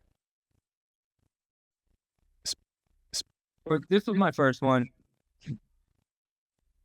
Nice. You had to travel far to get here. It definitely won't be my last. I had a 6-hour drive to get here. How about you beat that? It's about 5 hours, 40 minutes. Yeah. Oh, but he's got me beat by a long shot. This our hero, Yeah. my hero. Drove from New York. I got here yesterday. I left at like 8 o'clock Monday night. Got here like 8 o'clock Tuesday morning, and I actually hung out in the hotel lobby, practically delirious from driving all night till they gave me a room. Oh Awesome. man. When I got to my hotel, this is like the 4th hotel, because I kept getting different ones and I'd read reviews and they were crap, and so I'd cancel it and try to get a different one. But like as I was heading to bed, like there were these guys like playing a really animated game of D&D in the like breakfast area, and it's like it was tempting to just go, "Hey, are you guys going to the conference too?" But then I was like, "No, I need to sleep. You have your fun." Yeah, they were observing the 3-2-1 rule. 3 hours of sleep, 2 meals, 1 shower per day. But I feel like I could use another shower, honestly. I'm sweating my ass off today. Holy crap. yeah, it was a very hot day. Well, Yeah, I'm good. then we got the deluge of rain at the end. Yeah. I think the secondary highlight was definitely meeting you guys, because I feel like we hang out anyway, like on the streams and on Discord, but just being present, whether we're playing a game or just, trying to find exclusives or just talking, whatever. It's cool. There is I think there's an added of something to being able to transition, like someone you've known only through a video screen or just a voice, and suddenly being able to actually sit down and have a conversation in person and have a beer or just a coffee or whatever it is. Yeah. But there is something meaningful about that. I've always thought so. Yeah, for sure. Human connection. I mean, there's plenty of people I met online that I don't care to meet in person, and maybe they don't care to meet me either. But yeah, it's like you think, it'd be cool to meet Remy. I didn't want to say that about him, but now that it's out, I guess. Gosh, I hope so. Jeez. No. Fuck that guy. That guy's a piece of shit. Yeah. Oh, the guy that bumped into you. Oh yeah. What the hell? Early fun. Yeah. Not a PG stream. Not for No, it's fine. Don't worry about it. You guys, and I think the fact that some of us just ended up, some of it we planned directly of like being in the same sessions. So we'll probably see more of you and other people from the community tomorrow. Saturday and Sunday, I really don't have much planned at all. So I'm hoping, to be able to use that time for interviews and maybe snagging some of that stuff because they get rid of stuff at the end of the convention. It's easier to get free stuff. And of course, the stuff that was really in demand, the people that, waited in line for stuff, that stuff's going to be gone. But you never know what you might get. Might get a free talisman box. Be the envy of all my friends. Okay. Who only have 2 talisman boxes. Well, say, give it to me so I can have 3. Okay. What's your address? Will you cover the shipping? Yes. But yeah, lots of people ask me for these. See if I can get more. Rob, what will you say? What were your highlights? Or maybe you shared it when I was off coughing in the side. I'd say, well, meeting you guys, meeting Doug, the swag. I love these. I got the nothing card. It's awesome. Awesome, like coasters. I was drooling when I saw those posted. What are these coasters? Yeah. Huge hit. Yeah. Large. And Doug. Oh, and I got a T-shirt. I got in that long ass line and bought a T-shirt. The Wandering Monster. Oh, yeah. T-shirt. Oh yeah, I got one of those too. I got to get Doug to autograph it. The pen that we tried to have him use, it just didn't show up on the black. You know, it's like that scene from Spinal Tap. It's like, you hold it up to your nose. It's like, no, it doesn't work. So I'm going to try some other pens. Rob, who was behind the counter, he was giving me a hard time like the beginning. And he's like, I'm just kidding around. It's like, but he actually designed this Wandering Monster shirt as an orc on it. I'm not sure what I did with it. I hope I didn't leave it in my car. Oh shit, I almost dropped There those. they are. Boom. Yeah, these are a big Just, hit. like, tape, glue those to your chest. It's like, yes, they're natural. They're real. Mm-hmm. Yeah. Yep. There was It's all me. of snarky t-shirts. Yeah, all natural. Natural. Yeah. There was a lot of. I would say there's quite a few cosplayers. I feel like there was more cosplayers last year, but then again, you know, the convention is young. This is only day one, so Yeah. last year they had a costume contest and a parade, which I may participate in. It was fun. You know, I didn't do the contest because you actually had to pay for that. So Oh. Terrible. I've got lots of generic tickets left, but I think, well, Ribby, you and I will talk about it. But are we square now, or do we still have extra tickets that we're trying to get rid of? Yeah, I don't think I've had any extra tickets for tomorrow. I've got I was just looking at We may have some. I was just looking at the schedule here. I've got Because you can wait in line and like get them exchanged. Yeah. Or I've got a talisman ticket for me tomorrow morning. We've got our Warhammer laser tag laser tag at noon. at noon, and then I have a HeroScape demo at 1, and that's really it. So none of those are extras like for anybody else. So Yeah. I thought about doing that, but then they actually told me they were sold out. So the free demos are sold out. It's like, oh, so you can't tell Mhm. more than one person this information. Like they can't just stand there and watch. yeah, it. and just I don't watch. know. Rules are rules. Okay. Yeah, it would make sense if the tickets were like $5 or something, but they're $0. Yeah. You have to collect it. Honestly, I bet if you just came up and if you just walked up and like said hey, they'd probably just let you hang out there. Yeah, I'm just sort of just stand over here while you do that. Yeah. Okay. Oh, I heard everything. Keep consistent. Got him. Losers. See ya. Yeah. So yeah, that'll be good. But I'm excited. There's definitely that nervousness at the beginning. It's like, oh, is everything gonna go right? Am I gonna get the tickets, get to the events, get parking? Yeah. I lost my parking slip. I was like looking all over for it. It's like, oh, dang it. Now they're gonna charge me the maximum. I was just booking one like 20 minutes ago for tomorrow, so Save yourself time. I'm gonna gamble on it. yeah. Like I got the Park Plaza or Plaza Park, which Oh, is okay. like a block away. That's one thing I'll say to any All the way there.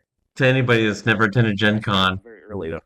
Like budget in like another $200 for parking at least if you're gonna go 3 or 4 days, because my God, the parking is insane. Even the cheap parking is like $35 Yeah. per day. Yep. Yeah, there isn't a shuttle service at my hotel. But there's a guy who drives like a expensive car, and I'm just like, yeah, he's not going to be any cheaper. So, Not doing that guy. Yeah. But I like the idea I can just grab my car anytime and leave. Whereas last year, I mean, it was good to be with friends, but it's like when they want to leave, you have to leave. You can't Yep. just like, oh, I'm just going to stay till 8:00. Just walk home. No. Yep. Yeah, Yeah, if you could travel with someone, split the cost. I got there. I was there at like 8 this morning and got parking right next to the food trucks, but it was $30. So yeah, I'm planning on being there at 8 tomorrow too. Yep. See if I can get in. Yeah. There's all these like beer tents and stuff outside. Did you? I mean, I wasn't gonna say anything, but hey, what? I'm missing it. I'm missing out. I did not hit the beer tent, no, but Well, tomorrow for sure. here's the quality stuff. I gotta get the official. There's an official GenCon beer that they're offering up. I gotta try that out. Brewed from dragon breath. No, it's like cinnamon and something. I forget what it was. There is a restaurant. If you want a good steak, there's a restaurant. It's called St. Elmo's, and it's really, really close to the convention center. It's Okay. very, very expensive. So I think I got the cheapest thing on the menu. It was amazing, but it was still like above what I usually pay for. But it was good. Definitely, yeah, for sure. I'm gonna pay him in Bullion. Pay them in rims and coasters. See if they take those. Yep. Like, see if this changes your mind. Slip it across the table nice and slow. Still? You want some first light info? Huh? Okay. No? Yeah. Okay. Yeah. Draconian flight. I bet you didn't know about that, did you? I'll send you some pictures of the. Never mind. They're playing. Yeah. That never happened. Straight. Nope. Did not. It did not. No, I did not. So what did we cover everything? Like I said, I had to get all out. I mean, So yeah, the new quest was the main thing. the storylines. Did we talk about the storylines tying in? We did Mm, not yet. no, but I mean, yeah, it's probably a good thing to touch on. The first. Okay, this is not a big spoiler or anything, but the first quest of First Light takes place sometime after the rescue of Sir Ragnar. Is that what he said? He did that. I thought it was like identical at the same time as the first. It's parallel. It's parallel to the first quest book, but it's after Sir Ragnar. Mhm. Okay. It's because he's either expecting that the same players are not playing both, or you're imagining it like this is. He didn't say Okay. this part explicitly. It's another party of heroes. Yeah. Just like there always a new barbarian. If the barbarian gets killed, a new barbarian to take over. By the same token, maybe while your four are doing off, fighting Grak and stuff, these other heroes are, taking on. What was the guy's name? Sheldar or something? Yeah. Hold on. The Dread Warrior. I don't remember. I don't I'm getting the remember. name wrong. It was some like fantasy name, but I just haven't heard it enough to remember. The big bad guy. Yeah. Sheldar. It's like Captain, yeah, something like that. It was Captain something, if I remember correctly. Sheldar. Yeah. But yeah, I mean, even if they hadn't said Stephen Baker, it would have been like one of the top guesses, just because like he likes to insert those like little flavor sentences, little lore details as you're playing. Oh, here we go. Like, oh, this is so and so. The blah blah blah. Dread Captain Shadell. Chanel. Okay. There you go. Coco Chanel. I'm not looking at something that shows me that, though. I want everyone to know that. I'm not looking at that. I was thinking. I was just thinking about it. That's all. It came back to me. Yes. Yeah. He's looking into his magical pool. And Yeah, I was looking into Lore Tome. Anyway, Watch these guys every second. Hey, we don't know who else may be watching. They haven't all been found yet. Seeing stones. the seeing stones are all accounted for. Why should we fear to use it? So true. Yeah, but anyway, what good is a surprise if everyone spoils it? Viral marketing, as you were saying. That's what I said. I was like, hey, viral marketing, man. Spoilers and leaks. Keep it going. I remember when the Star Wars prequels came out, not to go back on that subject, but I was like, don't tell me anything, blah, blah, blah, blah. Like, I didn't want to hear anything. With it for me, because I'm Zargon. I read the quest notes over before the adventure begins. Like, that's what I do. As a hero, I want to be surprised. I mean, I figure when it's my turn, you're going to change it around. Like I'm going to play with Cardigal, and he's going to change everything around. So I don't know what's coming. Damn it. Yeah. I mean, I think there's also just the layer of, these things aren't inconsequential purchases, right? This isn't a $5 coffee. This is enough money where I'm like, I want to know what I'm buying. Yeah. You want a taste of it. You want to know And it's also true. I'd like to know what's in the box. Just seeing it on the page. What's in the box? What's in the box? Also just the way it actually plays versus how you think it might play. Like, that's true. But you can get a sense of it. Just like I look at a quest map and I calculate all the monster body points and I have this idea, okay, that's about how hard it's going to be, how long it's going to take. But then you got somebody like Hismazargon who actually tries to crunch the numbers and say, well, compared to everything else, this is about how hard it is. And it's like, wow, seeing it that way puts it into stark contrast. And he admits, well, that system's not perfect. There's a lot of other factors that go into it. And of course, there's no accounting for how an individual Zargon's it. But yeah, Mage of the Mirror's always going to be harder than, Keller's Keep. Especially the way I run it. Oh, man. Well, it's funny because this is kind of about the time we were going to be starting the rant cast, and now we're almost done. Unless, I don't know. Do we have other topics we need to cover? Or predictions or another expectations? hours? You can talk for another 3 hours. My voice is practically gone now. What's left about First Light that you want to know? Besides how each individual quest plays out. I already asked about the sword. Oh, yeah. The equipment. Yeah, because I didn't look at all the cards. I looked at the spell cards because I was playing as the wizard. And so, okay. When you guys were changed. there, we had a little discussion because the miniature of the elf is wielding the sword two-handed, okay, the long sword. Yeah. So we were wondering if they changed the rule, they nerfed it. Because anyway, the European version shield didn't even existed. I think the longsword. Yeah, I remember the spear. The spear came. I think it was just there were only two swords, right?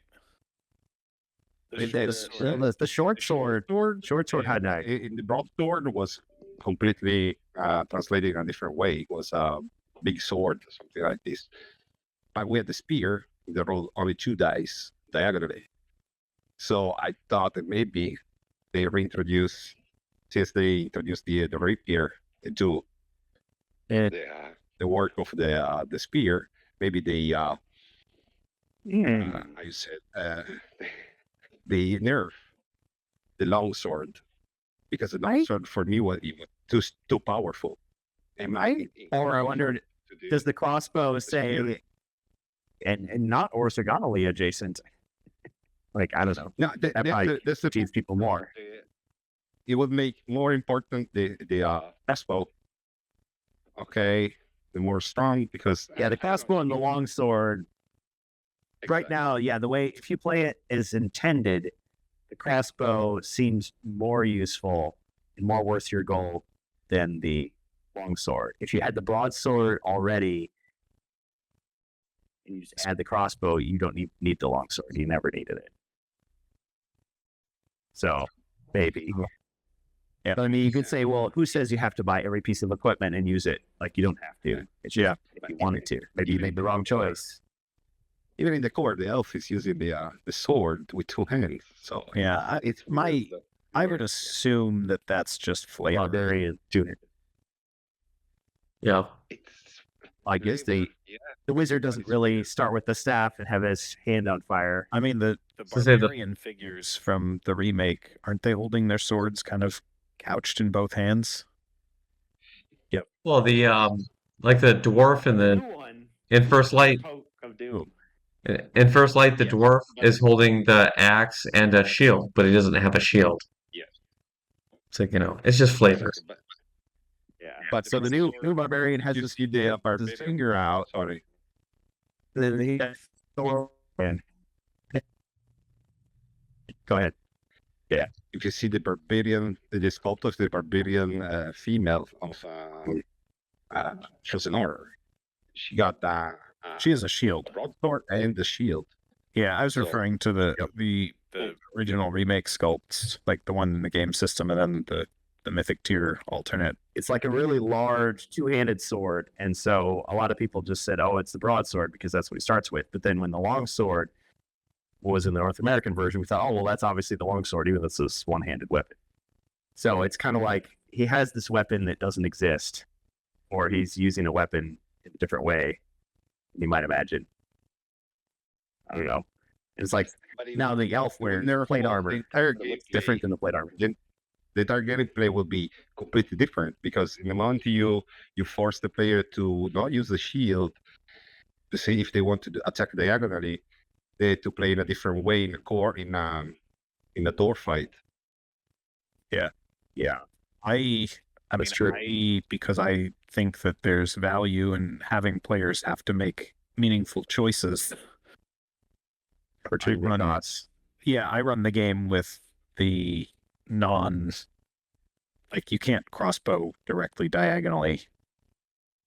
And I limit players. Basically, you can carry essentially 2 primary weapons into a given quest, and you can swap between them, but you can't have like an entire arsenal. I mean, you can have it on your character sheet, but you have to designate 2 weapons. I don't know if any of you ever played the first Diablo, Squire has to carry it. but like Diablo 2, you had 2 weapon sets. I remember those games. I didn't play them, but I remember them. So that's you sort had of your what I was little- thinking in terms of my rules was like you could press a hotkey and it would just sort of like your barbarian might have like a Fits it in. sword and a shield in one weapon set. No, it wasn't even in the backpack. Like you kind of had 2 configurations. They were sort of both equipped simultaneously, but only one was active. But you'd hit a hotkey and it would just swap from one to the Okay. other. Do you require in your system? Do you require an action to swap between gear or not? No, Because do many not. people do that. Okay. No, because of the limitations. I don't think house that- rules. I don't think the game was designed to make people do waste an entire turn basically just to swap gear. I don't think I don't think you're going to break the game by running it that way. I just don't think that was Doesn't what make they it had in better. mind. You need an entire day to recharge your spell. Says who? Says this game rule. Says D&D. Yes, that's I think that the 2 weapon thing does enough. Scratch that. And the limitation is that you have to decide basically at the beginning of your turn. So you roll movement, you get to see how far you can move, and then you have to decide what weapon you're going to use of the 2 weapons that you have readied. Yeah. I figured it'd be more fair. I use a system very similar. I said, Yeah, I like it. I thought it was more fair to let you at least know how far your movement was going to be first, because then it's like, okay, do I want to shoot somebody? It's like you roll a 2. Okay, I guess I'm using the crossbow because it would feel pretty bad, right, as a player if you're like, I'm going to run up and smash this guy with my battle axe, and then you unexpectedly roll a 3 and you can't reach them, and you just end up sitting there doing nothing that turn. Well, that's not fun gameplay. You start the dwarf with the hand axe. He throws the hand axe across the table in his first turn, and it's gone. It's gone. My system was very similar with three slots. Not 2 two different buttons, something different angle on your back and two ends. And you I'd can like rotate two. as you wish. See, I like two specifically because it means a single character can't be the best at everything. Porters carry everything. You can't have crossbow, longsword, battle axe all on the same character. I mean, you can, but you can't use all of them within the same quest. We have a barbarian who's building the Iron Throne from Game of Thrones with all the swords he has. I feel like With my system, right? You can't. the group is building. Yeah, again, it's like, okay, it means that the players, especially once they've got a few quests under their belt and maybe as they've started accumulating some of that really top tier equipment, they get to decide, well, wait, what am I finding is most useful to, and not just have every character be a master of all trades all the time, other than the poor wizard who can't equip anything. Wizard's arsenal. Yes. Build it. I allow also dual wielding in my own brew. Okay. I've never really tried that, but sounds fun. I use dual wielding just so the secondary weapon, the one on the secondary end, it will make you reroll dice that are on the black shield. Okay, so if it's a dagger, only one dice can be rolled. If you roll on the black shield, So it's not two attacks. It's just two die enhancement. Yes. Okay. Yeah, Interesting. It's a roll. It is not always a roll because it is on the black shields. Okay. It's not In attack, exponential. Because you can use a shield or you can use a second sword that can make you reroll. Don't add the dice, but make you reroll a dice if it's black.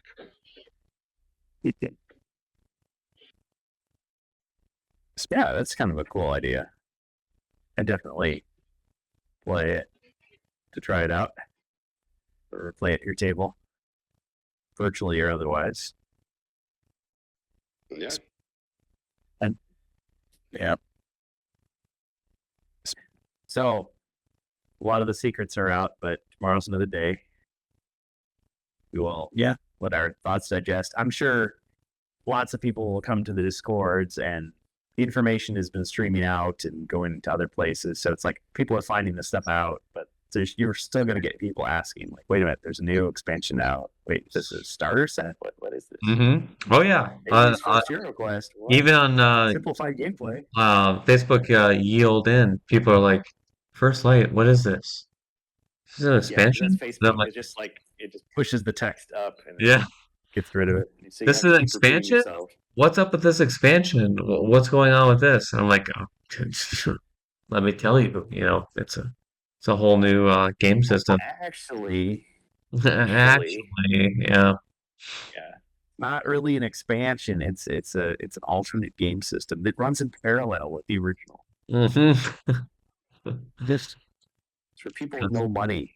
Yeah, it's kind of blowing people's minds a little bit. So that's cool though. For all we know, this will become more popular than the regular game system. I mean, we don't know, right?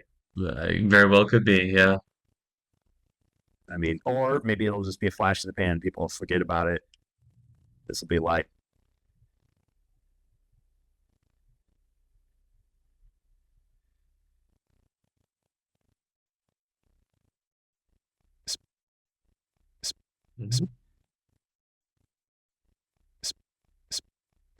Games, if they knew it existed, thought it was affordable. All right, guys, are we getting ready? I'm feeling like I need. I should probably jet. Get some rest. I didn't even intend to stay around for the whole thing originally. Yeah, you're like apologizing for not being part of it, but we became part of it. You're good rancher. I mean, this was going to be a rant cast, so it seemed appropriate. We're here. Did Glasgow say anything while I was out of the room? No, I don't think so. No. Okay. Yeah, I think Glasgow's mic has been muted the whole time. I think. Well, I didn't mute him. No, it's. Well, I hope he feels free to say what's on his mind, or maybe just Didn't feel like it. It's fine too, So we just Said got at the bottom that joined Wordicon. Mordecon. FloridaCon. It's here to buy some equipment for everybody. Just kidding. It's always enjoyable to see his cash-ins on the Twitch. Yeah, Strange Bus was gonna host the Rantcast originally, but he had to work, so we had to do this instead. And I appreciate Libby doing what you can to record it, even if I sounded like a robot for the first half. Do my best. Yeah. I'll send you the video files if you want to upload them to your. Yeah, I guess we'll see how much of it is intelligible. It's quite a bit of robot talk in there. There was a bit where I think when you were describing the First Light gameplay that you'd done, I basically couldn't understand anything. That sounds real good, Kurgan. No, I'm just kidding. Doug is secretly somewhere, and he's like staying over the hacker's shoulders, like, yeah, no, send some interference right now, kill signal. We can Shut it down. Shut you down. Yeah. Canceled, banned. The nuclear reactor for Twitch or Discord. Shut up. Yeah, it's like I intended just to leak everything. It's like, oh, you only knew my power, my true power. Yeah. All right. Any closing thoughts? We get out of here. Wordicon, play us out. To play us out. What do you think? Words. Was that even mean? Yeah, I thought it was worth a shot. I'm excited for the history, the future of HeroQuest. It looks like for now they're still staying the course. And to be fair, if you think they've gone off course, then that doesn't look like that's changing anytime soon.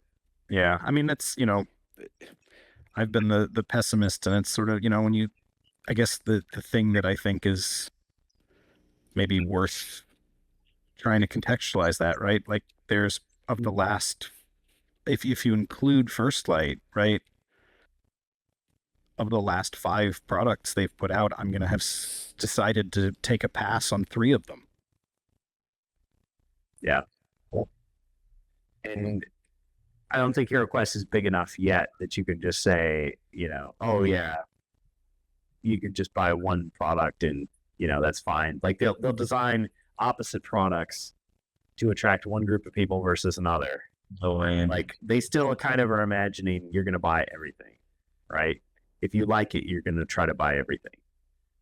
But then again, I've talked to people where they're just like, yeah, they picked one expansion or the game system and they just keep playing that. Like they don't feel the need to go out and buy another one. It's like, well, why wouldn't you do that? Like, this is fun for me, and I can. It's not like it disappears after I play it once. It's like I can go back, I can rework things, I can write a new quest. I've got enough. This is enough for me, my schedule and my budget. It's like, all right, sure. Yeah, I mean, I would want to also even further say, right, like some of the stuff I passed on was because I was fortunate enough, relative to a lot of other members of the community, to get in on the Aslat campaign. I didn't need to buy all these other Spirit retail Queen's Torment and Prophecy of Telor because I already had them. Yeah, and but I guess the thing there is the fact that for me, for the way that I've been couching my value proposition, I've got my threshold, I guess, for sort of how much bang do I need to get for my buck. They've had 3 products in a row where I said, no, it falls below it. Yeah, see here, all this time I thought the value you got out of it was rewriting it. Like, this is a puzzle I'm going to solve. But it sounds like at a certain point you were just like, yeah, I don't care that much to do it. Like, if you saw something that's like, okay, I like it 90%, so I'm going to fix the other 10%. Well, it's, I've already got Spirit Queen's Torment, say, right? You've already got it. I own the original release. So then the question was, well, are they going to put enough things in the re-release that I don't already have to where I would say it's money well spent? And it's like, well, I've got all these sculpts, right? I don't need, the translucency wasn't enough of a gimmick for me to feel like it was money worth spending. So do you think First Light is a pass for you too, based on what First you know Light now? is probably going to be a pass. Yeah, I don't think buying the entire box basically just to get the board is. It's translucency plus corrected quest books. Still Corrected should probably be in scare quotes. scarecrows. Because what I found when I went through, because I was when I went through to, they fixed some, basically for everything they fixed, they broke something else. Oh, Like I actually prefer overall, having read through all 4 versions of 4 quest books, 2 quest packs. I think the mythic ones are better. Wow. Interesting. Okay. I think that Wow. they And I'm just barely retail getting my toe into releases those, so. made them made more mistakes or made things more confusing or less functional more often than they actually like improved it. To see, maybe you don't care to do it, but I would love to see Carnival's like itemized list. His Zargon's list, and like I feel like they introduced Tuna and they fixed everything he listed. I'm not saying he caught everything, but I'd love to see your counter to that. I mean, again, if you care, write it out. And not going to respond to it. If you're wrong because of this, you're curious. Because I haven't played it, and I'm kind of. I mean, I guess when you play quests, kind of like as Zargon, you fix as you go, and that doesn't quite make sense. Yeah, some of the things were. I mean, some of it, yeah. But it's the kind of fixing I'd rather not make somebody do, where, like, you're discovering 20 minutes after something happened that the quest book must have had an error in it because it didn't properly set up the thing that is apparently supposed to happen now. Mm-hmm. Like stuff that's confusing for the player or confusing for Zargon or both. Like, Yeah. Like they fixed the super obvious stuff, like, oh, there was a missing door, like those things. They did do those things, which is good. I'm glad that they're fixing that stuff. But they also they fixed, they sort of quote unquote fixed things that I didn't think were broken, where it was like, oh, they decided apparently that this needed to be rewritten or clarified or elaborated on or something. And then I go and I'm like, wait, but the original, like the way that Stephen Baker wrote it made more sense. Like I think they kind of messed the old way. Like I think that they made the final encounter of the quest pack, the climactic boss fight. I think they made it more confusing in the retail release as to how the mechanics of the boss encounter are supposed to work. Like I don't think it's irreparable. I don't think irreparably. You're writing something. Yeah, I don't think it was irreparably. Like I think a smart person will probably figure it out. Like, or an experienced person, not smart. I don't want to say you need some kind of level of intelligence, I guess. It's more, but like someone who kind of knows how the game works, they'll probably figure out what was meant. But like, I'm like, the original, it was pretty clear. And then when they did the rewrite, they like took out a piece of explanatory text that actually is kind of helpful for making sure that that Zargon doesn't misunderstand how this fight is supposed to work. Yeah. I've actually played lots of times, lots of different quests where like long after the quest was over, like I had a good time. The person that GM'd it did a great job, but then I was just curious. And so I like looked at the book and I'm like, wait a minute, they skipped this whole part, or they totally changed this, or like I thought, but it came across as if that was the official way. Like they did it, they played it straight the whole way. But at the time it was like, no, they clearly didn't understand it. So they just changed it to something they did understand, and that was fine. Yeah, it's like I still found a way to make it work, right? Yeah, so I think that's a sign of experience, talent, whatever, creativity, adaptability, and so yeah, that's going to happen anyway. But yeah, you will get people go, wait a minute, I think we're playing this wrong. Like, oh, we are. Yeah, you have that awkward moment. Yeah, there's or in the case of our gaming group, like that I used to be with. Like we would play a game and then you come back next week and they're like, You remember how we played it that way that other time? Apparently we're doing it. Let's try it the right way this time. But, I'd say they're. I mean, I still had fun. I didn't know it's I'd say I'd also not as find intended.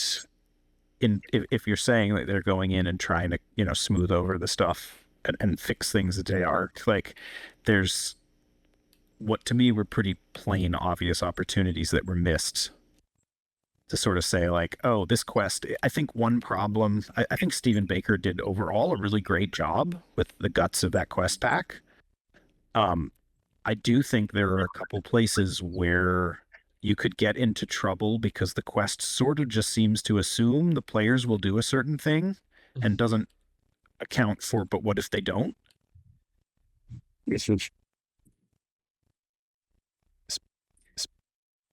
I'm curious, Carnival, and I don't mean this as any kind of like slight on what you're saying, but if you had somebody like you on their, I don't know, playtesting group, that it would work, like that they would listen to your feedback. I don't know. It's not something I've ever done in any. I was about to say professional. I haven't done that really in any capacity. It's very much been ad hoc. Because I think they've definitely recruited people from the community. Usually they're influencers that are popular, but would just not known to most of us because they usually focus on other things. But they get those people to like demo stuff and like test stuff, demoing. stuff. I think demoing is different. This is sort of when this is not necessarily me saying I think this is the most likely outcome. You're not an advisor. but I'm coming at. So you could say, okay, I noticed this issue here. It's like what if the heroes and then discover the secret door?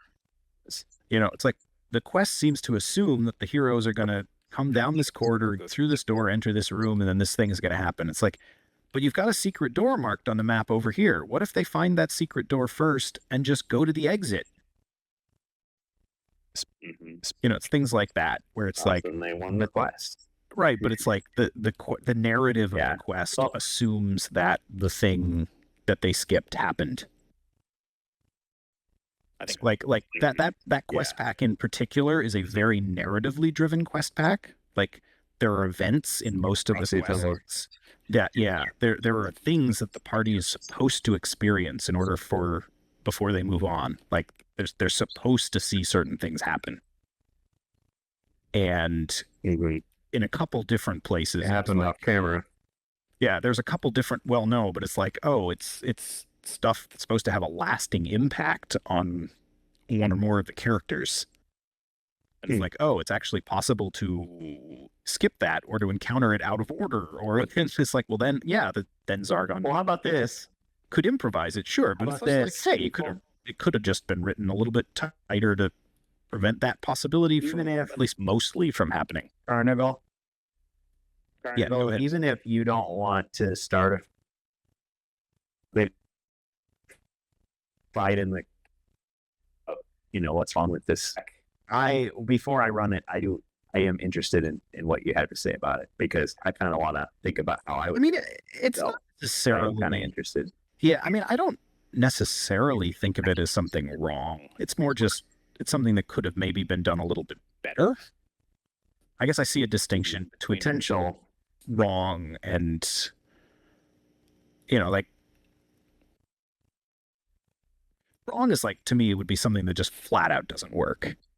And there are a couple of those I've noticed in various Hero Quest things, but they're relatively rare. Yeah. Well, it's a much larger topic, I think, than. I mean, if you really think it would be time for, and something a lot to like it, I but- could do, assuming everyone's okay with all the spoilers, right? Like, I've got all of these quests. I use HQuest Builder. Like, I can pull up any of my reference files for any of these quest packs. If you thought it would be interesting to sort of break down, like, hey, we could go quest by quest and sort of say, this is what I see commentary as kind of a game master, a game runner, like, and a quest designer. Like this, I look at this quest, I look at the notes, and I say, oh, I see a potential pitfall here, because I very much I always strive to write the quest in such a way that I don't have to prompt the players to do something. Like, I don't want to have to be like, oh, sorry guys, the quest kind of assumes that you go this way. It's Like, I think that's certainly a thing you can do to salvage a session, but and for those who don't know, HeroQuest fans Discord, we have a special section in our Discord for Zargon, Morkar, GM, where I see you guys posting this sort of thing a lot. Like, well, here's how my version of this quest, or I changed this quest to do this thing, and people just post it. And most of the time, I don't even look at it. I'm just pleased that people are doing it. It's like, hey, here's my version, and they put it up, because I think chances are nobody's going to do exactly what you did, but they're going to read it and they're going to get ideas and think, how would I handle it? And it might influence them one way or the other. I'm definitely going to do the opposite of what he did, or I like what he did there. I'm going to try that. It's like, that's cool, fun. Yeah, I think, when it comes to, again, sort of not broken, but I guess incompatible, right, is like one of the things I felt that I was compelled to do was modify pretty heavily the first 3 quests of both Frozen Horror and Mage of the Mirror. And this is not at all on Avalon Hill. This would have been something I would have had to do based on the original versions of those. Yeah.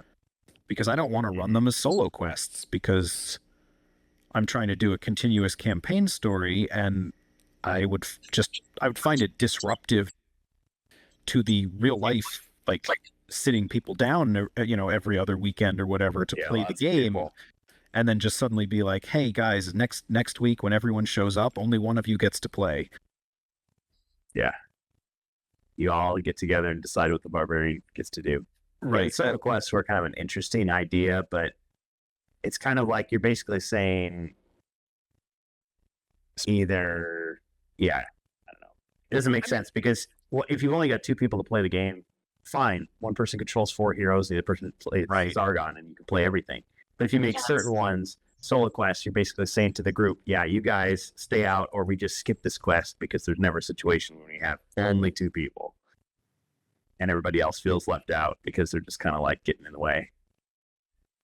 But I'm sure there's other people who've done the opposite, which is taking the solo quests and tweak them so they're actually a fun experience for someone who's just starting out, versus like just a complete like slugfest where they just get beaten down over and over and over again. And then only one time they get lucky. It's like, oh, okay, I don't want to play that video game anymore. Save state and then skip to the next one. But that's where, I would say something is sort of broken, in the sense that, like, as solo quests, they don't really fulfill the function. They don't really work for they don't work for a whole group. Like, you can't just run them as written. Like, the quest text. I did. Well, but like then the quest text would make no sense, because it's addressed to a singular hero, and the you just change it. They're the leader instead of the only person there. That's what I did, and it was fine. I mean, they were kind of easy, but they were the first quest. It just got people's. I think that's also where, as solo quests, they're kind of a little bit broken in the bad way, where most of the time they're too hard. Was just going to die. They're too hard for one hero. They're too easy for 4 heroes, but actually for 2 or 3, I think they're just right.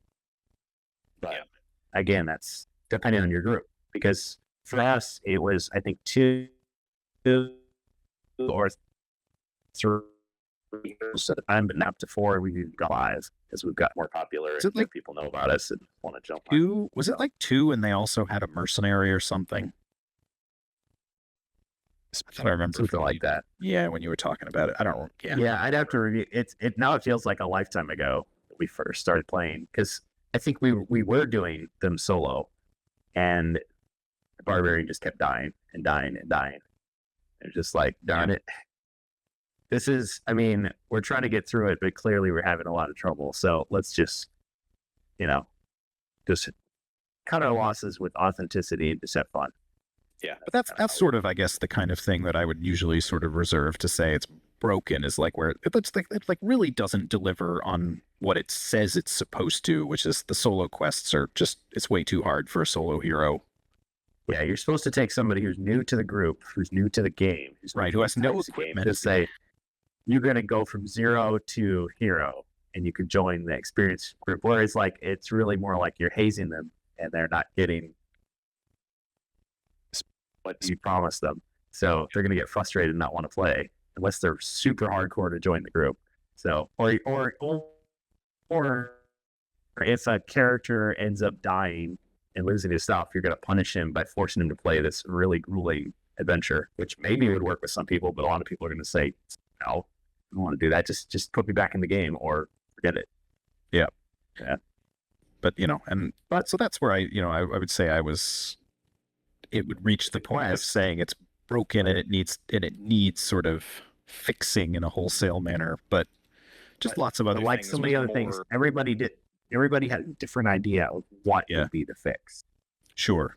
What would right. Like I'm not the only person who said I'm going to modify these quests to make them more kind of difficulty appropriate for a full group. I'm hardly the only person to have taken a stab at that. My approach probably isn't the same as anyone else's. Yeah, and I think I found out about yours after I'd done mine. So it's like, okay, I'm kind of curious. Yeah. Yeah. Yeah. Like, you could phrase it like this. Like, you could say, check this out. You could say, okay, if this is your goal for a hero quest, try this. If this is what you like, try this. And it's like you're not, forcing them and pounding it into them to do it one way. And you're not just like casting them into it with no ideas. You're saying, okay, these were our goals. We focused on this thing. My group really likes, dramatic, storyline stuff. And my group likes lots of fighting. So this is how I designed this quest to accomplish that goal. Or I really wanted to power up the wizard. So I created a quest that was supposed to power up the wizard. Like, okay, make him front and center. All right. So that's what I have in mind. That's why I'll read your quest and maybe use it for my own. Yeah. Build off of that for my own thing. I mean, and I guess maybe I could give a good example where I wouldn't say it's broken, but where I maybe had a different, not everyone will necessarily agree with what I'm, some people will say it's, that the original quest is perfectly fine as is. There's a quest where a couple of artifacts can be permanently lost, right? There's a sort of a notorious location in one of the, quest. Well, they're not really lost anymore. Well, I would say that those can be found multiple times. Some people have a problem with that because if you find the same artifact like 4 or 5 times, is it really as cool as it once was, where you only found it once? Well, and it depends, right? I guess But yeah, that was a radical step. I do remember that. I always read that as, right, because you've got the thing that we've got the text we've discussed before, right, where it's like, oh, if a hero dies and they lose artifacts, you're supposed to give them back to the party. Well, even without that, though, there's a quest that says you find it, and it doesn't say if you don't already have it. So that means you find it again. So now you've got 2 more as armor. Yes, that is. And even after Avalon Hill, like people pointed that out and said, well, is that a mistake? They did it again. Yep. And then they did it again. So I think it's intentional at this point. It's like, we not only do we assume you don't play every single expansion as a huge sprawling campaign, but you may just very well have 2 copies of an artifact. So now people aren't fighting over it anymore. It's like you both got it, or maybe it gets lost, destroyed, and somebody's still got it. What's wrong with that? Way less you want it to be so unique that it's like lost it forever. Let's remove, the context of the newer expansions, because this was a thing in the classic expansion. Oh, yeah. Way back when there was no way to get those items again. Right. There was one place in the game system. A custom adventure. Yeah, or a custom adventure where you find it again, or you find something that's just as good or better, and so they forget about it. But I would also say, you just say, well, as a designer, reading that, the way that read to me was that the intent of the quest designer was to say, if the heroes fall for this, these artifacts are quite literally stripped from them forever. Like they are never expected to reobtain them under any circumstances. That sounded like what they were going for. Yeah, but they even Yeah. give you an heads up, okay, like a hint that you could lose the item, and if you're lucky enough, you don't even enter in the room that make you lose the item. Right. So that's where it's not necessarily that, like, you could, and there have been adventures, right? That, there's a famous Dungeons and Dragons module that's full of gotchas where there's literally nothing that the players can do except having played the quest before. Like there's a famous thing It where puts it's the like, fear. It puts the fear back in the hero. like there's a famous, you think you're in control and you can't lose, but actually you can. but Don't get too comfortable. it's not a fun thing, right? If you've got this thing, it's become part of your character's identity, and then just with no warning for no apparent reason, with nothing that you reasonably think you could have done differently, you just lose it. And like I said, It feels cheap or it feels malicious that they just did it. It feels right. It feels like it doesn't feel fair. It doesn't feel earned. Didn't. Yeah. Even though you could say for so many things, I don't know about D&D, but Hero Quest is stacked in favor of the heroes. Even though Zargon could manipulate things to ensure that they would lose. He just doesn't. It's not always about, but I think it is important, right? It's not always about whether something legitimately is fair as to whether it feels fair. Fair, yeah. Like it's perfectly fair, for instance, in certain games, if you wanted to say like, hey, it's fair that anything like is, and I've seen this a lot with regards to running Dungeons and Dragons, to where people will say, hey, if it's perfectly fair, if the players can do it to the NPCs can do it to the players. And there are a lot of contexts where I don't subscribe to that because the players and the GM are not equivalent. The players have a singular character typically that they're heavily emotionally invested in, and is the only actor. It's the only actor in the game world that through which they get to express any agency. And so it's like the players using crowd control spells to make encounters easier is fine because like I'm not personally attached to my enemy encounters, they're built so that players can defeat them. But if my goblin can wipe out 3 of the heroes, or not even that's awesome for me, but not even wipe out. Like if you have a big combat encounter that takes an hour, and on the first round of combat, one of the monsters casts a spell that puts a player to sleep, and that player spends the entire hour asleep and never gets to do anything, he's going to be frustrated. It's fair, but is that person at the end of that hour going to look back and think that they had any fun? They didn't get to do anything. Every time their turn came up, all it was, well, I'm asleep. I guess I skipped my turn. So that's where, with that thing, it's have to be dedicated to overcome that. Yeah. Players would. So it's not that the thing is broken or doesn't function as written, but it just, to me, I was always like, if I was a player and I got hit by this, I would not feel good about the experience afterward. And so I rewrote it to provide contextual clues. Like there's just not, I tried not to go too over the top with it necessarily, but, and some players are just like, they're so hungry for treasure that they'll ignore all the warning signs anyway. But I put enough in there that for me, I'm satisfied that if a player ends up going through with it and destroying their stuff, it's like they will look back and be like, well, there were all these warning signs and I decided to plow through them anyway. It's my own fault. Right.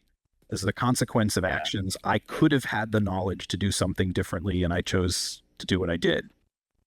Hey guys, I gotta go. If you guys want to keep talking, by all means, continue on. Yeah. But I had a good time. Thanks for joining.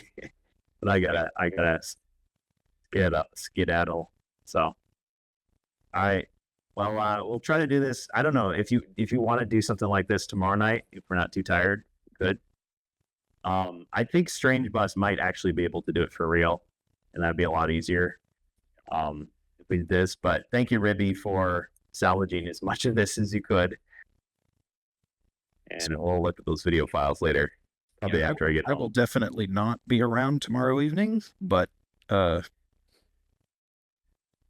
like I said, if you think it would be something that you or viewers or whoever would actually be share it interested with in me. doing some time, I would be perfectly happy to sit down and just kind of do a breakdown of how I look at quest design. Do it. All right. Good night. Night. If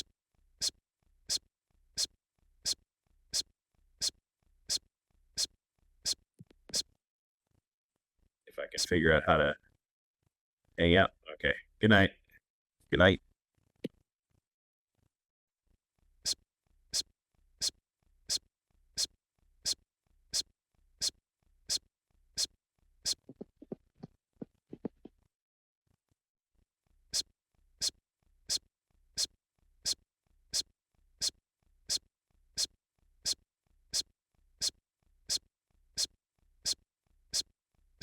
Everyone is muted but me.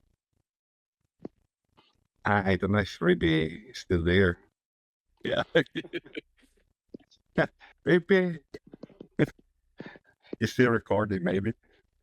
I think he may have stopped the recording, but yeah, he hasn't left the channel yet. Yeah. Anyway, talking about that specific quest. Okay. I think I don't know. Probably I don't know if I remember correctly or not. I think in one of the new quests they give back that item. They do. Although I don't remember where. it's tricky because not that I necessarily put all that much stock in sort of official quest pack orders, but the quest pack that gives you the second copy of that item comes earlier in the quest chronology than the one where you lose it. But yes. So it's Okay, like, I okay, you can get a second one, but then it's like, oh, and then they both get melted. Which is almost worse. Must be a curse. I don't know. Maybe they think they're stronger. Okay, they try to nurture. I don't like that. I agree completely. Yeah, I think it's a very context dependent thing, right? You can have contexts where gotchas are acceptable because everyone knows that that's sort of what's going on. Yes. I don't. If the I don't give you an example. Okay, something. Okay, if you do this, be careful. Don't do it, and you do it anyway. So you fall for it because you try to do something that was too difficult or too dangerous. Yes, I understand that. Well, I mean, there's some tables, right? Some games, some contexts where the players will be fine with stuff that comes out of nowhere because they'll just sort of chalk it up to, well, sometimes that's, life, right? Sometimes it's just unfair and stuff happens and there wasn't any way you could have known to do differently. Well, even just the imp in Right. first error. Okay, you get something there. Your backpack, you never see it again.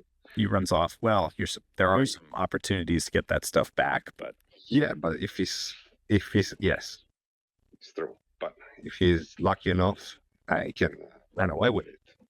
Yep. Well, what I mean, there are the treasure rooms where, at least the way I read it, you're supposed to put like everything that the goblins have, or whatever they're called, the gremlins have stolen is supposed to go there, even if it was from a previous quest.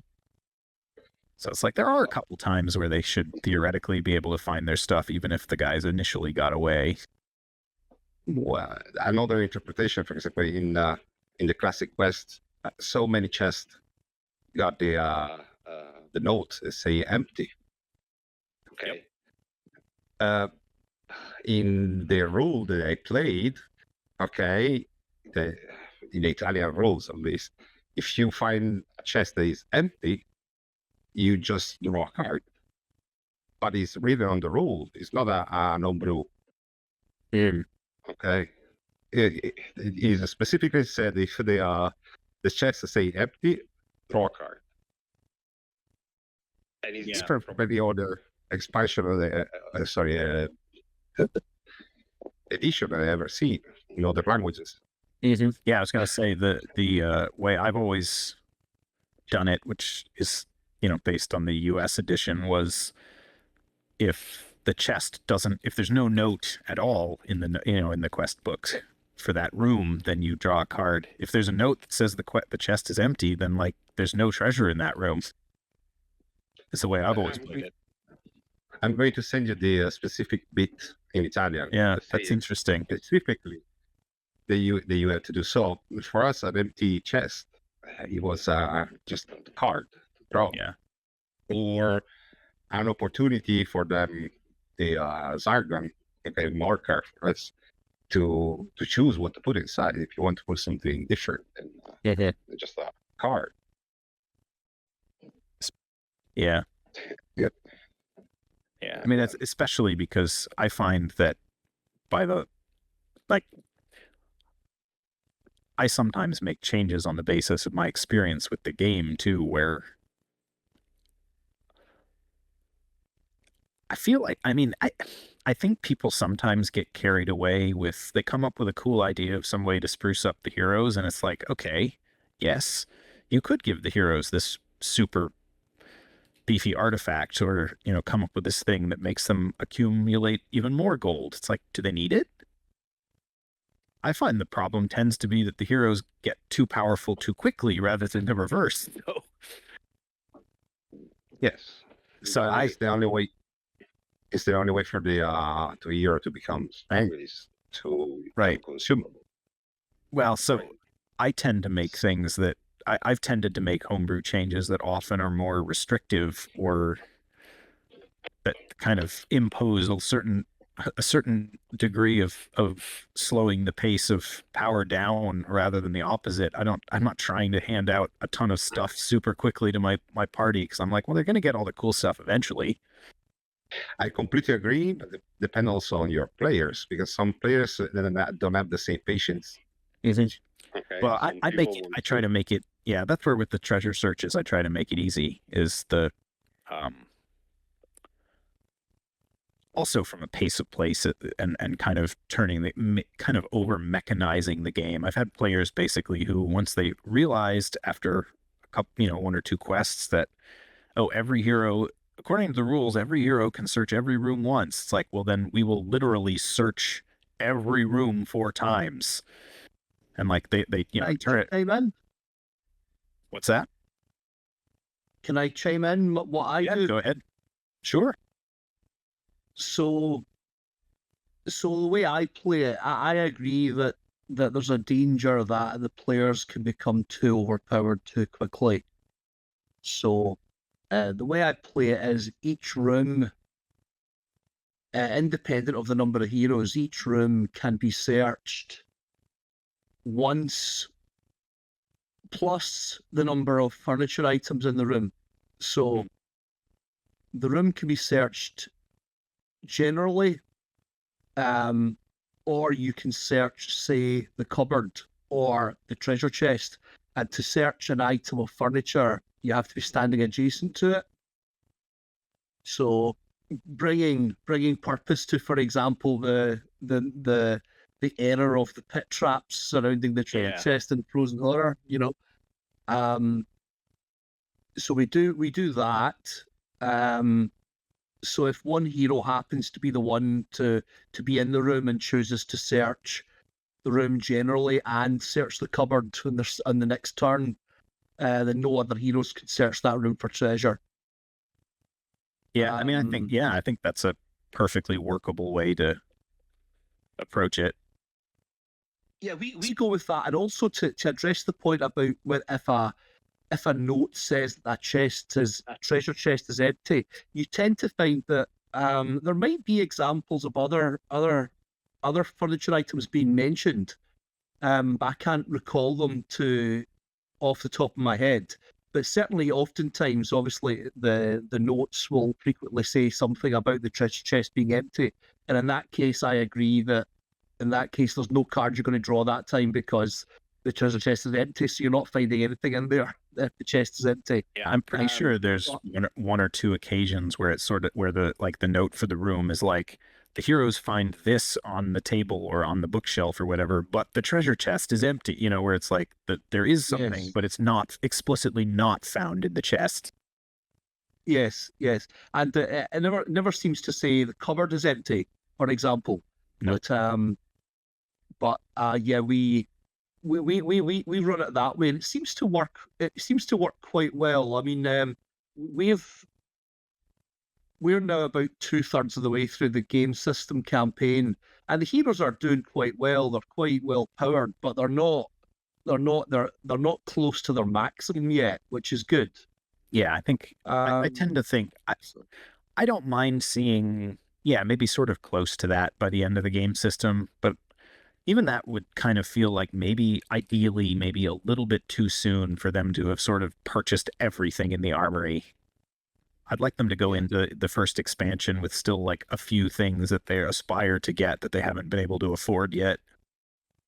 Yes. Let me ask you something. You know, the new expansion list was not like this in the Italian version. Every time you draw a card, okay, from the deck of treasure, you have to reshuffle. Yep. So I think they already nerfed the treasure search. I don't know how it was in the American version back then. If you have to reshuffle every time, because that will reshuffle all the hazard, all the wandering monsters. It would become more difficult to find item anyway. Yeah, I mean, that's the same, right? Or at least mostly the same, right? Anytime you find anything good, it gets taken out of the deck. So Exactly. the next time you search, your chances of like the ratio gets more and more unfavorable the more stuff you find. Yes. Yes, another thing that I do as Zargon when I play Zargon, I every quest, depending on how they are experienced by player, whatever, I do a deck building. I take out cards or add cards, depending what I got. If I want to make the chest, put the chest with the gold of Mage of the Mirror. Okay, I say, okay, this adventure, I put this one. I choose between all the cards that they are available to create, to spice it up a little bit. Or I say, okay, they say to the player, this quest is going to be dangerous. They take away most of the treasure, and then I trick them, okay, to find more monsters, or the contrary, take away monsters if I want to find them. They find more potions. I had one quest where I did something like that as a specific quest mechanic. I don't think I wouldn't. It wouldn't have necessarily occurred to me to try to do that. Kind of freely, I suppose. But I did have one where, yeah, I did have a quest. And I know I'm not the only one, right, who's thought this, because I've seen lots of discussion on Reddit and in other places from time to time. But the quest Race Against Time, yes, you know, as written, is not a race. Like, there's no time pressure on the heroes whatsoever. So I ended up using the treasure deck as a kind of proxy for dilly-dallying, and basically what happens is as the longer the heroes spend in the quest, the more good stuff comes out of the deck until only the bad stuff is left. Yeah, and then they just start getting hit by a card every turn. That's a cool idea. Yeah, I think it's important in that quest to do something to make it title mean something, because otherwise didn't really mean anything. It's funny you should mention that one, because that was the quest that I did last week. That's where we're up to, and there's someone on the Hero Quest fans Discord who's been posting edits to quests. I think the guy's name's Acebor. Is that the right way of saying it? Yeah, I know who you're talking about. Oh yeah. Yeah, right, yeah, and he actually quite recently posted an edit to Race Against Time, and his mechanic that he put into it was that off of one of the adjoining rooms from where they start the quest, and I had some difficulties making it realistic. I tried to make all the quests be somehow coherent with the story. I don't want there to be any sort of, silliness. Like, I always thought a bit silly, like the heroes are left abandoned in this room, and surely they know where this person's gone. It's like, how do they not know where they came to get in here, and and such, and also why is it a race against time? So so there was a bit of work I did to that, but essentially I used his edit, and his mechanic was that there's monsters spawn every turn by the roll of the dice, after a certain point in the quest, and it really makes the heroes want to get out of there quick, and it worked really well actually. Even though we only played it that one time, it worked really well. It was very close. Yeah. You know, I really liked what I came up with. I spent a while thinking about what to do there, and I really liked what I came up with, because what I did is I tied the treasure deck mechanic to, there are certain narrations that Zargon is supposed to give having to do with the heroes losing their light sources. So when it's like race against time, it's basically by the end of the quest, the heroes are likely trying to find their way out in the dark. They've burned through all their torches. yes, I using the forgot to mechanic mention of, that, because the tunnel. that's precisely what we did. We did a dark mechanic like Forsaken Tunnels. And the heroes could only see 3 squares radius. Yeah, I did it a little differently than that, but the idea was to try to drive home, because I think, the idea of why didn't they know where he went? Well, it's the narration in the beginning says he put out his torch and that they were plunged into the dark. So I added a little thing to that basically says after he escapes, like, you managed to get one of your torches going, and now you can see again. But after they but it never made sense to me that the person that this guide showed them into this room, so they knew how they got in, presumably they got in through the secret door from which he escaped. I mean, if you're in an underground labyrinth being led around by a guy and you're not consciously trying to be like, oh, we need to make sure we remember how we got here so we can get out again, I actually don't think it's implausible that you might get confused if you then got plunged into darkness and are now sort of panicked and like, how are we going to get out? I don't think it's actually that crazy that you wouldn't necessarily remember, especially if it's sort of like, if it didn't look like a secret door when you came in, but then he like closed it and sealed it behind him. Yeah, I kind of thought that myself, but then I realized when I look at the quest map, it's like, oh look, we've entered a room with 3 other doors. That's quite unique. This is a room with 3 doors. I don't know that. Yeah. I didn't think that was a big problem personally. Yeah, it's not unless you notice it and then you think too hard about it, like I did. So I come up with a slightly different narrative, whereby the heroes actually wake up after being smoke bombed in this room, and they're a bit disoriented. I mean, that's a good solution to that too, right? It's sort of, they get knocked out or get hit, right? Hit them with something that explains that they would lose their bearings. Yeah. It worked okay, but their initial reaction was they wanted to get this guy, but that ship had sailed. Yeah. Or the group is led to a trapdoor from the ceiling, and you cannot reach it. And so something like this is the same. Yeah. But yeah, can I throw in something else, which is, I don't want to take you off on a tangent, go ahead, guys. But just talking about, obviously treasure, and largely they're accumulating gold coins for the purpose of buying things like weapons, armor, potions, and probably more and more potions as time goes on, as they become kind of their best in time.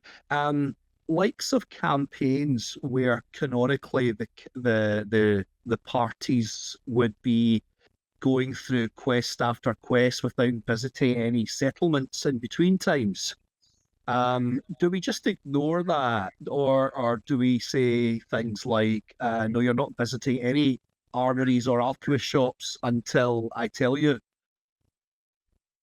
I mean, we actually saw them start to write that into some of their quest packs. Like, I think Prophecy of Telor has specific points where it's like the heroes can't visit a shop after this. I think Dreadmoon does too, I think. Yes, that's right. That's what got me thinking about it in the first place. Yeah, like, do we? Is there an argument for going through the entirety of Keller's Keep without being allowed to buy anything, or is that just being silly? Well, you can add it. You can add it if you like it. If you think your party can do it, go for it. I mean, it's going to be tough. Okay, because the other thing, if they did like already the entire campaign and the entire Witch Lord, and they are conservative players, they don't want to use their stuff. You can put them through the ordeal. I mean, it's difficult to do an entire campaign without any. Or you can what I thought perhaps, like, in terms of the narrative, they end the game system campaign, and at that point, it's like the story is kind of like, right, well done, you defeated the Witch Lord, who, by the way, you woke up, and by the way, you better get your asses quickly to Carrick Varn, because you need to save the Emperor and the army. Yeah. So go. It's not like, let's go shopping now. Let's go to, let's go shop, and then we'll figure out what to do next. But so I kind of thought maybe a big reward at the end of the game system, and then they can level up. But maybe that wouldn't narratively fit. I think Keller's Keep is the toughest one there, because in theory it would span the entire quest pack. I think most of the other quest packs have at least some points where you could sort of say you had an opportunity to visit shops or something, but Keller's Keep is the tough one, because it's like you go in and you're not coming out again until you come out on the other side. But it can add. I mean, as an homebrew, we can add checkpoints. You don't want to do the entire campaign for example, do the first four quests without any help. Then at the end of the fourth quest, you add a shop with a limited amount of stuff. I don't know. You can do anything. There again, it depends on your players if they like this kind of game. Yeah, but that's a dilemma that's a dilemma I've been thinking about myself, and it's just that I don't have an active group going at the moment, so it hasn't become urgent enough that I felt like I actually needed to solve it right now. Yeah, I mean, I'm my gaming group is they're all adults, and it's not serious is the wrong word, but I think they kind of they appreciate it making sense, if you like. And of course, we're talking about a game where people are casting spells, so there's a point where you say that it's no longer serious. But I think the players do appreciate a level of reality, as opposed to if I was playing with a group of kids like my nephews and nieces, for example, then it would be different, because there would be no question about visiting the alchemist shop in between quests and Keller's Keep then. But also returning the Witch Lord. I mean, unless I'm misreading it, it's like you're going into this this fallen city, and you're staying there throughout the duration of the campaign, this ruined city. So that would be similar. Yeah, I think when I looked at it last, I think the conclusion I came to was that I thought it was reasonable to think that the party could duck out to go visit a shop up until quest 5 or something like that. So there was sort of, I identified what I thought was a narrative point of no return, where it's sort of like, okay, after this you're in the Witch Lord's fortress and you're not leaving. But up to that point it was like, okay, you're exploring the city, but you could kind of dip out and then come back. Yes, whereas in Keller's Keep, it's much clearer that you are inside this mountain and there's no going back until you're out the other side. There's no time. Right. Let me look at I have all this stuff in Google Drive. Yeah, Carlos Keep, you want to treat it like you had to run. You because I mean time matter in that quest in the entire campaign. Yeah, it was Quest 5. That's the one, the gate. That, where I was sort of like, okay, once you go into that quest, you're not coming out again until the Witch Lord has been defeated. Right. Yeah, that's cool. Okay. But up Yes, to that it's point, useful getting these kind of ideas because as much as I like I like that level of reality. I do want to be not unfair. yeah, I have definitely thought about, is there some way to maybe work a shop or two into the narrative of the Keller's Keep so that it's not completely shopless? Because like we saw, I think it's in Rise of the Dread Moon, there were some quests where there were like shops in the middle of the quest itself. It's exactly what I mean. And put an NPC, token NPC that can sell stuff. Yep. In a spot that the player will find. So at the exit of the dungeon or at the entrance of the dungeon, say, I don't know, a gnome guide, an halfling guide, take you there and he's selling stuff. Yep. Add a little. Yes, that's a good idea. I think. Yeah, it's not ridiculous. That there would be some Sign up traveler mercenary that you buy, or give the option to the players whether do you want to buy the guide at the beginning of the quest. If they say no, it's up to them. They're going to do everything without the shop, or you pay the shop for the quest. Yeah, That's just an idea. if they can get through the campaign, they can enjoy one hell of a good shopping spree at the end of it, for the next campaign. But yeah, you're right. It's a possibility to do something like that. Yeah, I think honestly, I probably want to do something because like I said, it hasn't been urgent enough that I've had to make it my highest priority, but before any new group I'm running gets there, I'll probably want to hash out how I want to handle that. But yeah, I'm just looking now at my write-up of Race Against Time, right? Yeah, so like I added another line of text to the intro, right? So after it says that the guide puts out his torch and you hear him laugh in the darkness. And so I put in a thing saying that you managed to get another torch lit, but it won't burn forever. That, sort of to tie into the whole idea of, well, you have to escape quickly. It's like, yeah, your light sources are going to run out. Yes. And then as the treasure deck gets depleted due to certain mechanics on the map, there's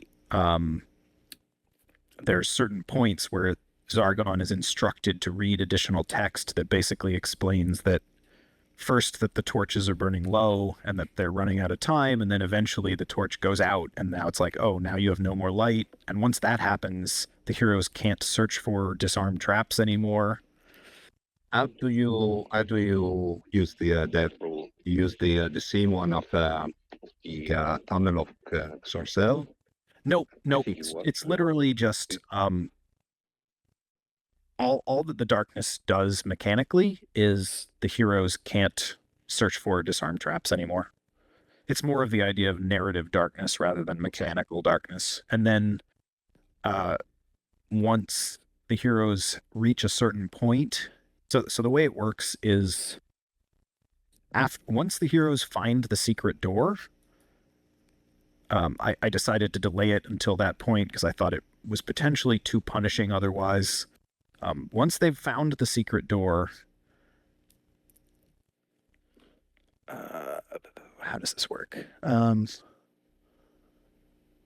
Yeah, at the start of each of Zargon's turns, Zargon draws a treasure card publicly. That's basically he draws until a good card. Basically, Zargon draws whatever the first good card is that they find, and then publicly sets it aside.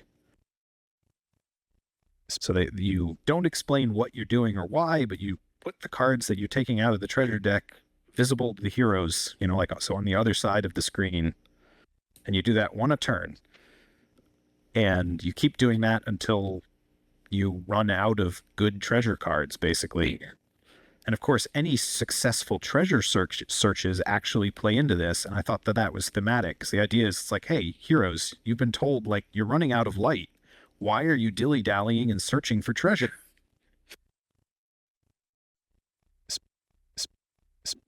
So the more good cards that leave the deck, the harder it is to successfully search for treasure. And once only the bad cards are left, that's the trigger where you tell the heroes that their torches have finally gone out. Yes, there's nothing to find here. Although I'm right in saying the elixir of life is the only. Yeah, there's one elixir of life. The artifact in the quest, yeah. And then there's a little bit of gold. Yeah, but those ones are that's right. Yeah, the chest. They're super obvious. Like, the only treasure is found in treasure chests. The only placed treasure, and most of the rooms are empty. There's only a couple of rooms with any furniture at all. But so I thought it worked, because it's sort of like, they start seeing Zargon setting treasure cards out, and it's like, why are you hanging around and searching for treasure? You should be trying to find the exit. Like, and then there's a final point where once the heroes have passed it, and assuming that by that point that their torch has gone out, at the beginning of every one of Zargon's turns, Zargon has to pick one of the heroes at random, draw a treasure card, and the hero that was chosen gets hit with the consequences of that card. So it's like, guys, you're stumbling around in the dark. You're going to keep, like, falling in little pits and getting hit by arrow traps until you get out of here. To become another quest. You found a way. Yeah, you found a way of making race against time be a race against time. Right, but without it being like, I've seen some adaptations where it was like at a certain point, like the entrance collapses or something, and I thought that was a little too. Yeah. It's basically just you blunder around in the dark until you run out of resources. Yeah. The exit's always there. You just got to find it. Can I ask your people's thoughts on Quest 10 Castle of Mystery? My gaming group is moving on to this one next week, although they don't know that. They just know they're visiting some magical castle. They don't quite know what's going to happen. And that is another quest. I mean, I think Quest 9 and 10 are the two that I've kind of done a wee bit of work on, or shamelessly taken this idea and just tinkered with it a wee bit. I almost completely redesigned that quest.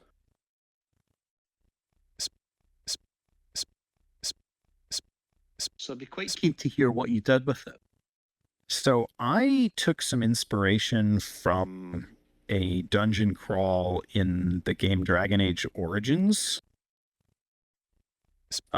Basically, I find that the randomness of the door teleporters is just really frustrating, and can also just, like, if the wizard teleports to a room with 2 Chaos Warriors, he's just dead.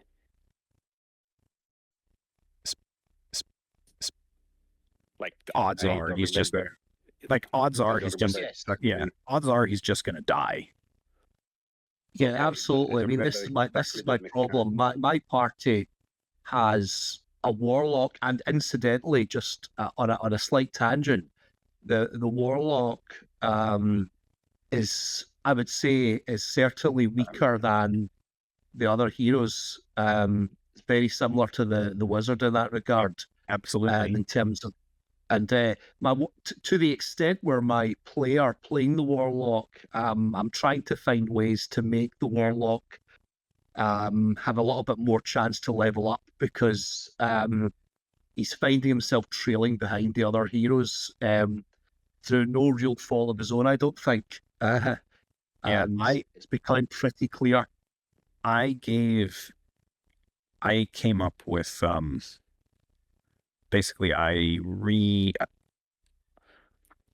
made a artifact wand that's a 3-attack wand as something that I'm going to put in somewhere eventually for them to find. And I kind of redesigned the warlock a little bit.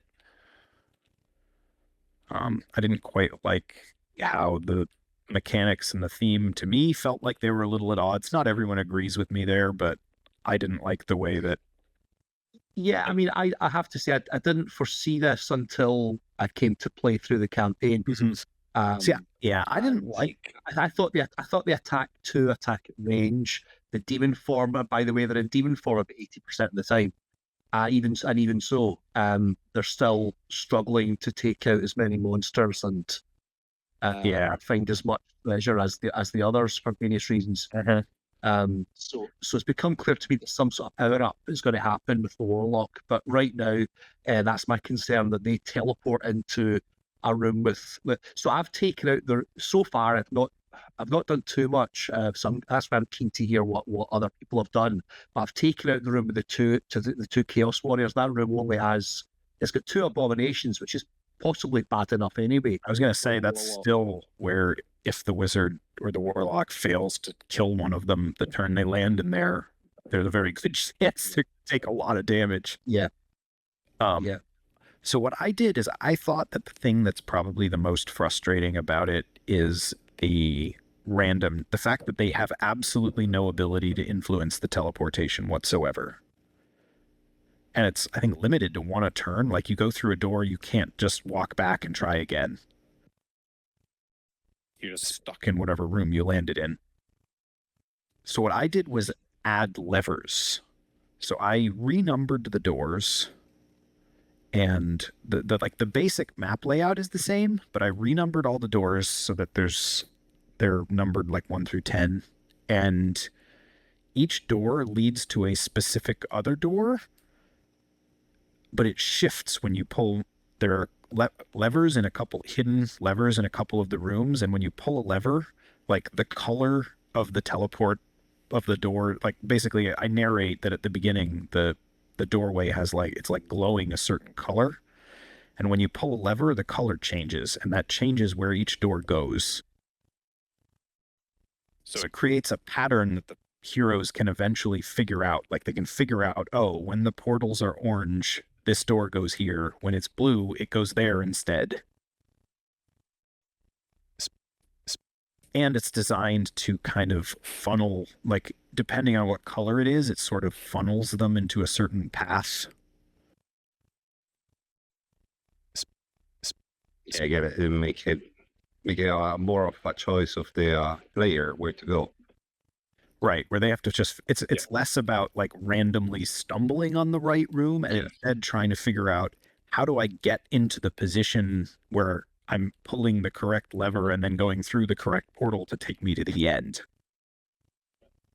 And did you have these levers? Were they in just a small number of rooms? Yes. There's only 3, I think, on the whole map. And basically, because they weren't being used for their normal purpose, I use secret door tiles to represent the levers here. I see. And if you have, say, activated a lever in one room and then activate a different lever in another room, does that take you on to, like, is there 3 different paths, or is there like 6 or whatever different paths? So 2 of the levers just toggle back and forth between the same 2 colors. They just go, I think, what was it? I'm blanking. What did I do? I mean, the actual write-up for this is quite lengthy. Like, it's conceptually, I don't think actually that complicated, but it takes a while to write it all out. So the portals, most of the two more obvious levers just shift between blue and purple. And the big thing is they have to figure out how to trigger the orange portal to be able to get to the final room. I also rewrote the narrative to make it more like there's a reason for them to be there. Yes, well, this was what I was getting at. I haven't done anything with the mechanic by which the players go from room to room. Although I really like the idea of giving them a problem to solve like that. Now that you describe it, but I've got them unbeknownst to them. I've got it that I want them figuring out that they're going to try to put all our spirit to rest ultimately. This castle is filled with water elemental monsters taken from Spirit Group's Torment. And all of these monsters were generated by Olar. But Olar's spirit haunts the castle now, and he's trapped. And I've got it that they discover what's left of Olar and take it and put him to rest. You know, I did something kind of similar. I basically rewrote the entire intro to have, so Mentor is basically like Olar was an ally in the fight against Chaos. He found this gold mine, and then he got super paranoid and went mad. And he's basically like, no one's ever been able to figure out what happened. I'd like you to try. You know, because by this point, right, you're 10 quests deep. I think the idea is Mentor is like, you're pretty capable by now. Yeah. This mystery has never been solved. So you go in there and your goal is basically to figure out, like, what happened to all... It rewrites the objective from just find the mine to find out what happened to the wizard. Like, why did he go insane? Yeah, absolutely. Because otherwise, and you mentioned the frustration, and I definitely remember that frustration as a kid playing through that quest. And I hear a lot of people talk about how it's a really good fun quest. A lot of players love that quest, they remember it. I can see why they remember it, but I think they remember it because it becomes a bit tedious, actually. I think it's really awkward to play unless you've already played it before and like know how it works, and then you're sort of like cheesing it by, you know, like, oh, the wizard's not going to go through any doors until we've like cleared out all the monsters, that kind of thing. Yes, exactly. So it can really become boring, and then of course the finding the gold, and then it becomes fool's gold or whatever, it becomes magical gold or something. It kind of like takes away the purpose. So yeah, I really like the idea of giving them something more meaningful to do. Yeah, and that I really like. It's also a very empty map.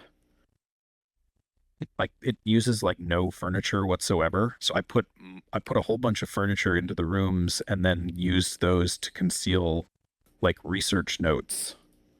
So like there's kind of a story for them to follow where they find these little scraps of paper that kind of either give them clues to how the dungeon works, or kind of give them an insight into like Aller's state of mind.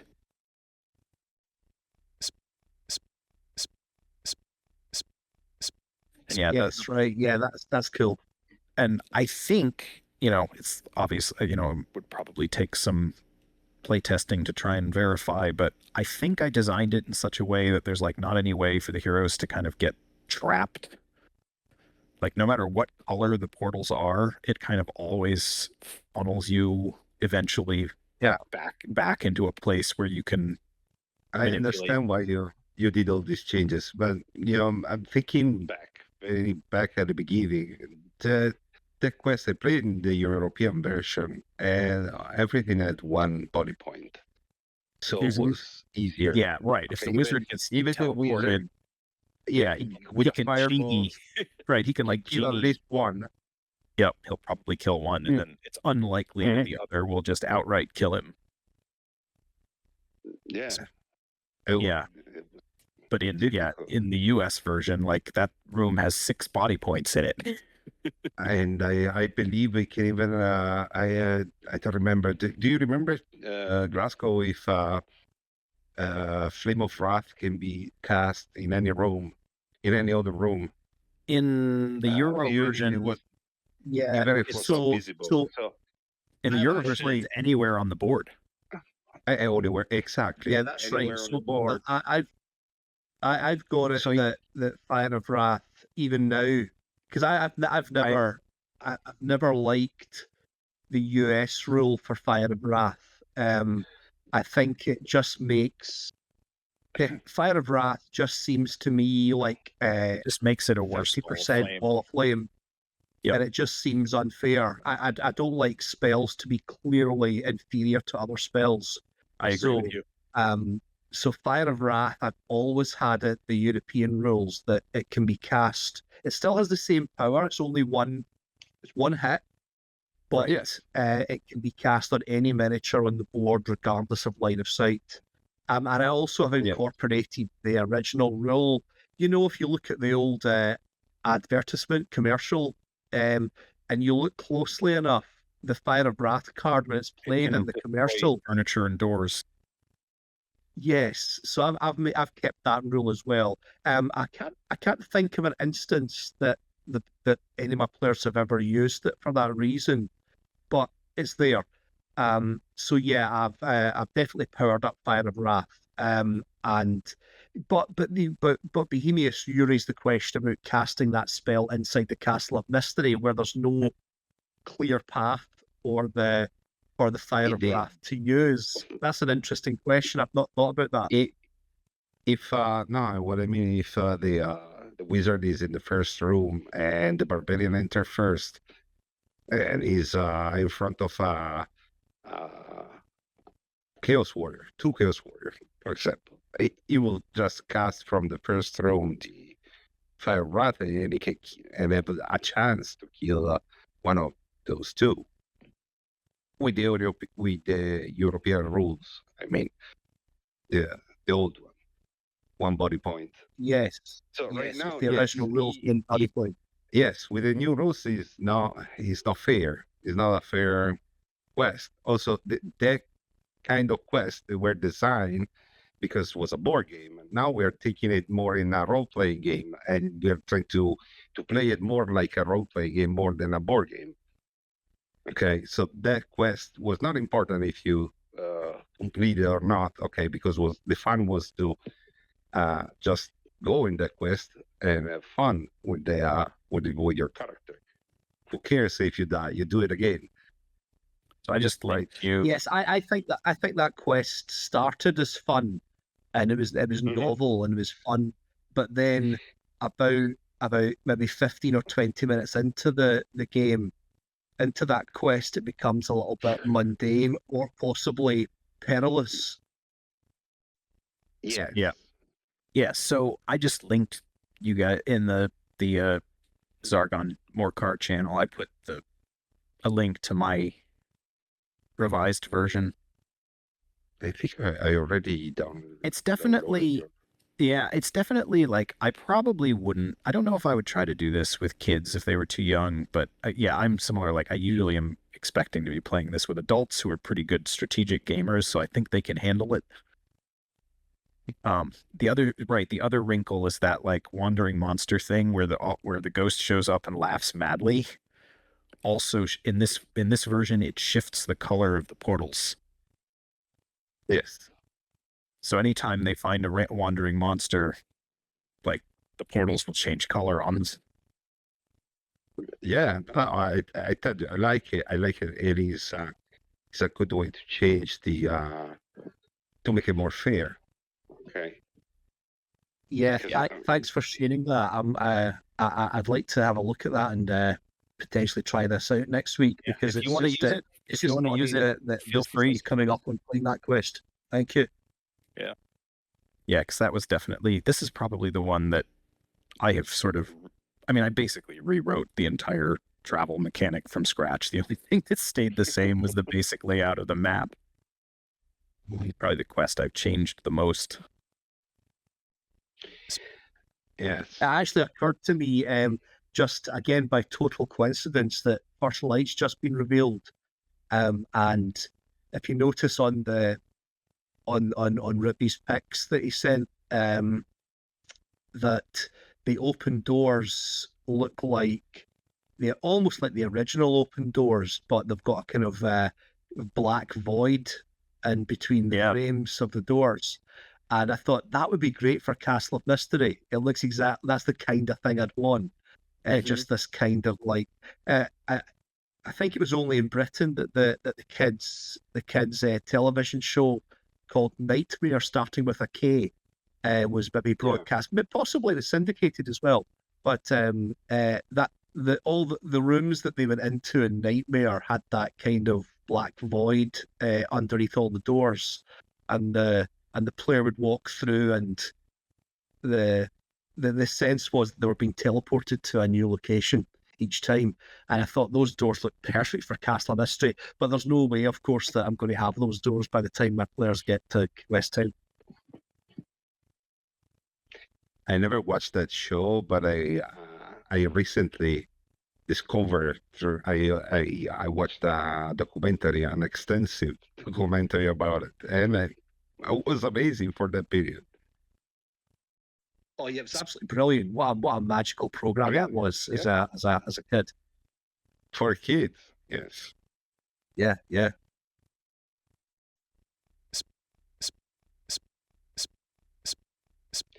Yeah, but it was televised as only for Britain, I believe. Never seen it. Yes, I think that's right. I mean, it was possibly, as I say, it was possibly because it became exceptionally popular, and I wouldn't be surprised to find out it had other versions. No, it was oh no, was it BBC? I don't know, man. I thought it was ITV. I thought it was ITV actually. I think it was ITV. Yeah. It was crazy good anyway. I see it. Yeah. It was amazing. Yeah. Yeah, not familiar to me, but good. I know it could have been on. I watched the documentary. Yeah, it was such a cool idea, such a brand new idea. Yeah, with a group of kids, they have to solve puzzles. Okay, to go through a dungeon, and all this dungeon where was early CGI and mixed with other practical effects. It was amazing, really.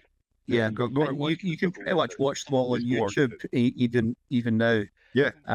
The early, I actually think the early seasons, this is quite a controversial opinion, but I think the early seasons were even better because the kind of... I never watched it. Yeah. Well, if you ever take the notion to kill a few hours, the early seasons I think are the best, just because the CGI is actually it's poorer quality, but somehow there's more of a, I don't know, there's more of an air of mystery around it, I think. It feels much more like a dungeon. Anyway, I digress. I think the other quest that I was going to ask about was the famous problem of Quest 12. Because I would have quite liked in Quest 12 when they go to Baraktor, the heroes think they're trying to find the Star of the West and then get out and bring it with them. Now, there's no Star of the West artifact card, so when my players find the Star of the West, I'm just going to be telling them, "Oh, congratulations, you found the Star of the West, but I've not got a card for you." And they're going to be like, they're going to smell a rat when this happens. Why have you not got an artifact card for the Star of the West? And also, I mean, I think they're not supposed to keep it. I think is the reason that they're not finding it for themselves. They're finding it for the Emperor. It's just a quest item, right? It doesn't have any... Yeah, but that would be... I mean, that would be the explanation, but you could certainly try to go in a different direction with it. And more importantly, there seems to be a way that players can find the Star of the West and get out without disturbing the Witch Lord at all. Mm-hmm. Yes. Yep. I rewrote that quest. Yep. I rewrote that for exactly that latter reason. I changed the path out so that they can't avoid going into the Witch Lord's tomb, and I rerouted it to... One thing that I was concerned with is it's entirely possible for the quest to turn into a stalemate. Not in the European version. So you can't search for secret doors if monsters are in the room. Yes. So if the Witch Lord follows the heroes into the room with the secret door that leads to the exit, before they've found the secret door, they can't search, and the Witch Lord can just stand there being invincible, blocking secret door searches forever. Okay, there is Zargon cheesing the quest. I was talking about the rock that blocked the corridor. Oh, yeah. Okay, because the No, door. yeah, I'm talking. Yeah, he can disarm it unless you put in the quest that he can't. Mhm. Yep. Yeah, I think the US version, that problem doesn't really exist because you can't remove falling block traps after they're triggered. That the American version is more punishing in that Yeah. quest. But yeah, but the other thing is that room is also where, in the US versions, where they find the wizard's staff. Yes. I think that the chances are quite high that they'll just end up running out the door without bothering to stop to search for treasure, because, oh no, there's an invincible witch lord chasing this. Yes. And I don't know, it didn't feel quite like they actually got a fair chance to really find it, because there's also a monster in the room. So in order to find that artifact, they would have to enter that room, kill the monster, stop to search for treasure before the Witch Lord or any of his other monsters follow them in, and then still have time to find the secret door and get out. I'm like, that's kind of... Yeah, like I said, it didn't feel fair. So Yes. I agree. Now, I haven't actually edited that quest yet, but it's on my to-do list because I have exactly this reservation about the quest, and I also want to make it impossible for the heroes to get back out again without disturbing the Witch Lord. Yeah, so I just shifted the location of some of the doors and secret doors so that there isn't really a reasonable way for them to not enter the tomb. Like, I guess if they somehow could cast a bunch of pass-through rock spells, they could do it, but I don't think there's any way to get 4 heroes through There's no way. through walls. So and then it basically has them forced to kind of take that long way around with the Witch Lord kind of slowly trailing along behind them.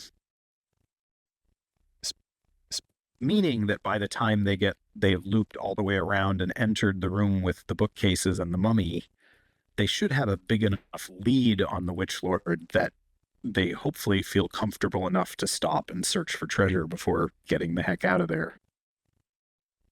Yeah. Yeah, definitely. And you do in general want your wizard to find because let's be honest, they don't get too many opportunities. Right. It's a pretty big artifact to miss.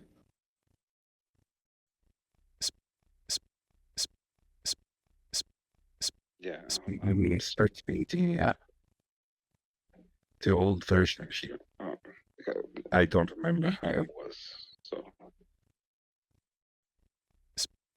I can give you a link to that one too if you want. I'm searching the Italian version, the old PDF. I don't know if you got that one too. No, I just for in case Glasgow wants to use it or wants to see what I did as a solution. That's the one for. Of course. Yeah, if you don't mind sharing, that would be lovely. Thank you. Yeah, I put that one in there too. I mean, heck, why don't I can just give you the whole shebang. I mean, I shared it before, but I can share it again. Not all of these folders actually have something in them. But that last link is the folder with all of my remixed quests in it. So if you wanted to start in the game system and crawl your way through everything, you can.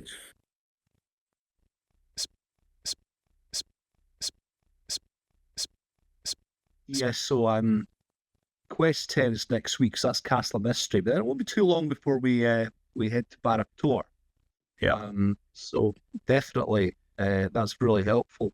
I think I'm quite happy with Quests 11 and 12, more or less as they are. I don't think there's too much that would want. Yeah, the only change I did to 12 was basically just shifting the doors around to just slightly alter the path they have to take. To kind of, I mean, it just means that there's kind of only one true path to the exit now instead of 2. Yes, yes. I suppose it means we can't guilt the players too much for waking up the Witch Lord if they had no choice in the first place. But Right. Uh, But yeah, it's kind of Do the heroes got the Spirit Blade in which quest? I don't remember. 13. that's quest 13. Yeah, So is the one after that quest. Right. The waking of the Witch Lord is specifically given to them as the motivation for why they need to go get the Spirit Blade. Yeah. sure.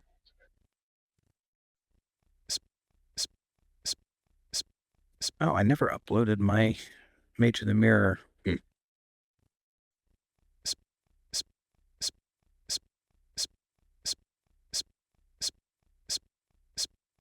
And of course, no doubt by the time First Light comes out, there'll be other quests contained within First Light that I'll have wished were part of the game system campaign. But anyway, Yeah, who knows? I feel like there's only so much you can do. Like, I had to keep trying to adjust which order I wanted to play in as they released more stuff. It's like...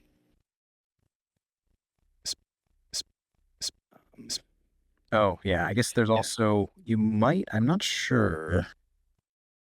Are there references to some of my new artifacts in here?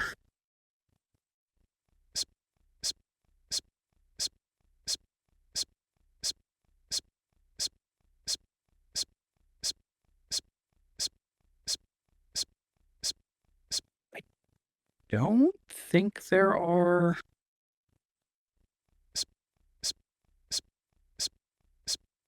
There might be in Keller's Keep, actually. What? Sorry. But you're searching. I have some new artifacts. I'm trying to remember where I put them. yeah, in the European version or the UK version, which I guess was the same as the European version, we only had 5 artifacts anyway. So when the American one came round, I have a bunch of new ones that I've invented that. But actually, I don't know. Yeah, I put Crown of Shadows in Keller's Keep because I'm replacing it with something else in Crypt of Perpetual Darkness. Yeah, that's not a bad idea. I mean, Crown of Shadows. If I didn't do anything with Crown of Shadows, then my heroes wouldn't find it until Crypt of Perpetual Darkness. It's going to be a long, long time before we get anywhere near Crypt of Perpetual Darkness. Yeah, it's currently the last one in the lineup. Yeah, I invented artifacts to replace, or not replace, but to fill the missing sort of slots of special augmentation items for the dwarf and the wizard, right? Because the elf and the barbarian get special booster artifacts, and the dwarf and the wizard don't. And I redesigned the two from the ones that already exist. I redesigned so that they all kind of have a unique gimmick rather than just being stat increases. Yeah, I like the idea. Yeah, so I created a helmet for the dwarf that I decided to put in Crypt of Perpetual Darkness because at a certain point they're said to be in an old dwarf hold. I could have put it in Keller's Keep, but I thought it was too early.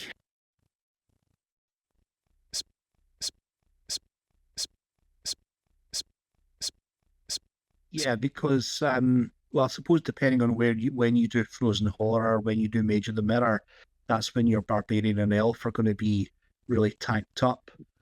Yeah. I mean, I'm currently planning. I mean, obviously, I'm still on the game system, but I'm planning to follow, and I think the chap's name is Elvilar. You can put it has on. Yeah, you can put it on Jungle Yeah, Soft, right? That'll work. That item. If he's for the dwarf. yeah. Is Yeah. my strong belief the Jungle of Deathwork is completely inspired to the Lost quest of the dwarves, the pack. I believe they're not going to do it because they're using elements from those quests. Yeah, I don't think we're gonna get a finished version of the original concept I mean, that track is the finished version, in my opinion. If you go read the quest, is using too many information from the quest pack, from the dwarf quest pack. Even golems, they use golems in a quest. You're supposed to have golems in the pack, right? It's completely another setting. It's not in the caves, but it's in the jungle. But it's exactly the same story, okay? Because in the story of the dwarf quest pack, they have to go and they have to find a lost civilization. And if you go in jungle of Deathrock, they find the ruins of a lost dwarf civilization, exactly the same. So they just move it to the jungle, in my opinion. Yeah. We're going to remember information soon. Yeah. I can't remember when the website I use has got Jungles of Delphrak listed, but I've got Game System, then Keller's Keep, Prophecy of Telor, Spirit Queen's Torment, then Return of the Witch Lord, and then maybe Frozen Horror, or maybe Jungles of Delphrak. Can't remember. Yeah, I don't know where I'm going to put some of these newer ones yet. I have it, Game System, Keller's Keep, Prophecy of Telor, Return of the Witch Lord, Dark Company, Spirit Queen's Torment, and then Dread Moon. And then, yeah, I got to figure out where to put Crypt of Perpetual Darkness and Ogre Horde. I'm reworking Dread Moon to be a prequel to Mage of the Mirror rather than a sequel, because since its content is actually easier, I think it makes more sense to have it come first. Oh yeah, I heard you mention that. Yeah. Yeah, so I'm just, kind of tweaking the narrative here and there to sort of reflect that you haven't been to the Elven Kingdom before and you're not already like a trusted hero. I believe they're going to put the crypt just before Wizard of Morcar. Maybe.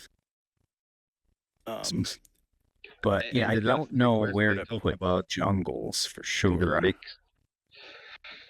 Jungles is not right after Keller's Keep. No. For sure is after Mage of the Mirror. Interesting. If you follow, did you read the story in Jungle? I haven't opened the box yet. It's still in shrink wrap. Okay. I don't know. You don't care about the spoiler because you want to play as a Yeah. right? Yeah, it's fine. Yeah, no. In the very first part, in the page where Sargon, mentor, to talk with the heroes, he mentioned the Elven kingdom. Okay, like he's been already visited by the heroes. So we don't know if it's after Dread Moon, but for sure it's after the Mage of the Mirror. Oh, jeez, I still have to finish making artifacts for Ogre Horde too. Yeah, who was it? I think it was the YouTube channel Always Bored Never Boring's YouTube channel. He did mention that he wasn't happy with the way that the heroes were being treated, if for lack of a better term, in Rise of the Dread Moon, given they had just, they just completed Mage the Mirror, and suddenly they were being treated like strangers in the Elven Kingdom. Yeah, I can see the reason for wanting to change that narrative somehow. So what I'm planning to do with it is essentially when the heroes get there, the reason the kingdom is on lockdown is because the queen is, well, she's actually imprisoned, but people are being told that she's like away on a diplomatic envoy or something, and her sister is currently running things in her name.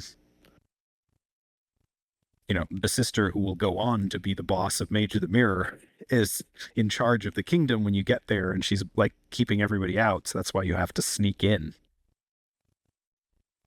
And then in the process of completing the quest pack, you expose her as a traitor who's in league with Zargon. And when the queen is rescued at the end and restored to power, she, her sister flees basically, and that then helps lead smoothly into Major the Mirror, where the queen now already knows you, and I changed the early quests, the ones that were solo quests originally that were like, the queen is testing your worth, are now you need to go retrieve certain things and certain people that the queen needs to perform a magical ritual, basically, to get you access to the what's it called, the mirror, like the mirror universe, the realm of reflection. Yeah. So like that's why you need to get the sword back, because it's like needed as a focus for the spell that she's going to cast, so on and so forth.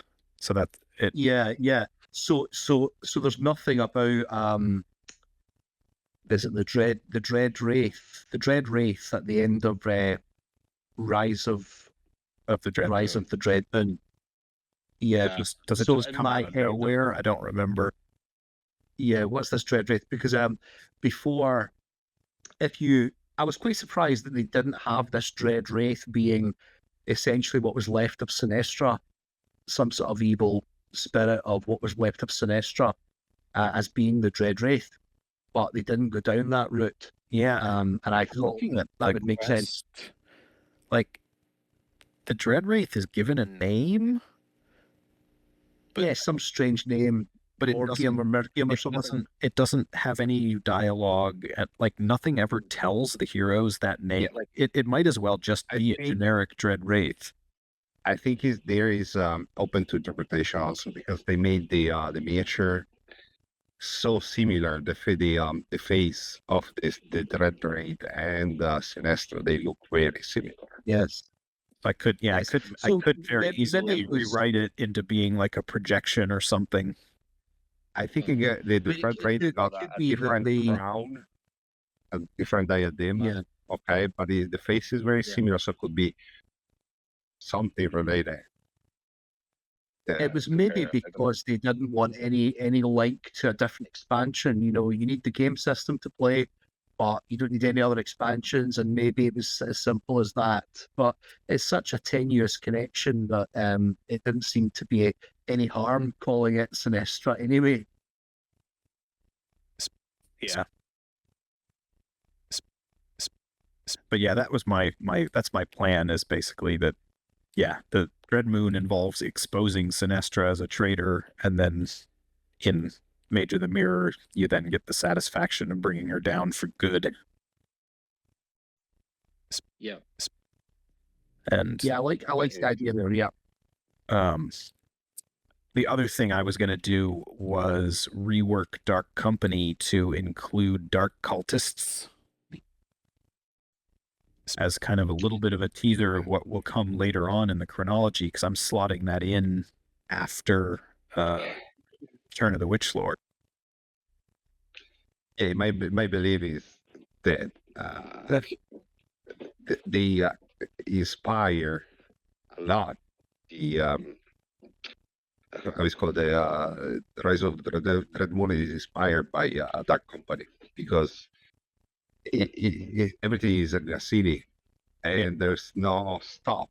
There's just some checkpoint. Right. So it sounds very similar. Also, the story.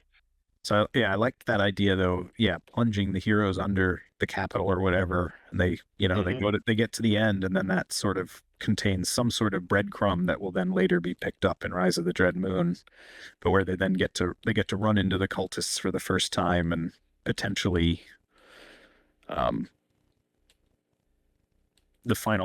spellcaster in the final fight, I might give like summon Wraith to, so he could, or is it Wraith? Whatever, Spectre. He might get like the summon Spectre spell, so they could potentially have one teaser encounter with a Spectre before the main course when they actually get to Dread Moon proper later on. Look, I still if you have got an if you I got still an have expert group, is yes. If you got an expert group, you cannot just phase to the boss fights. You know, Yeah. like, yeah. Well, it's tricky because how would they know which way to go? I did rewrite Dark Company more or less just as a 1-to-1 from the original, but I kind of need to go back and smooth it out. I also have to figure out what I would want to do in the modern rule set about the special defense rules, because I think when you have lots of body points on monsters, it gets a little over the top when they can block all the hits with a single shield. Yeah. The difficulty becomes, I think, excessive compared to its intended. That's why I think the fade is the best solution, because you just change a little bit the character without pumping too much the body point. You just give it different ability, and it is fun. I believe it's like a video game.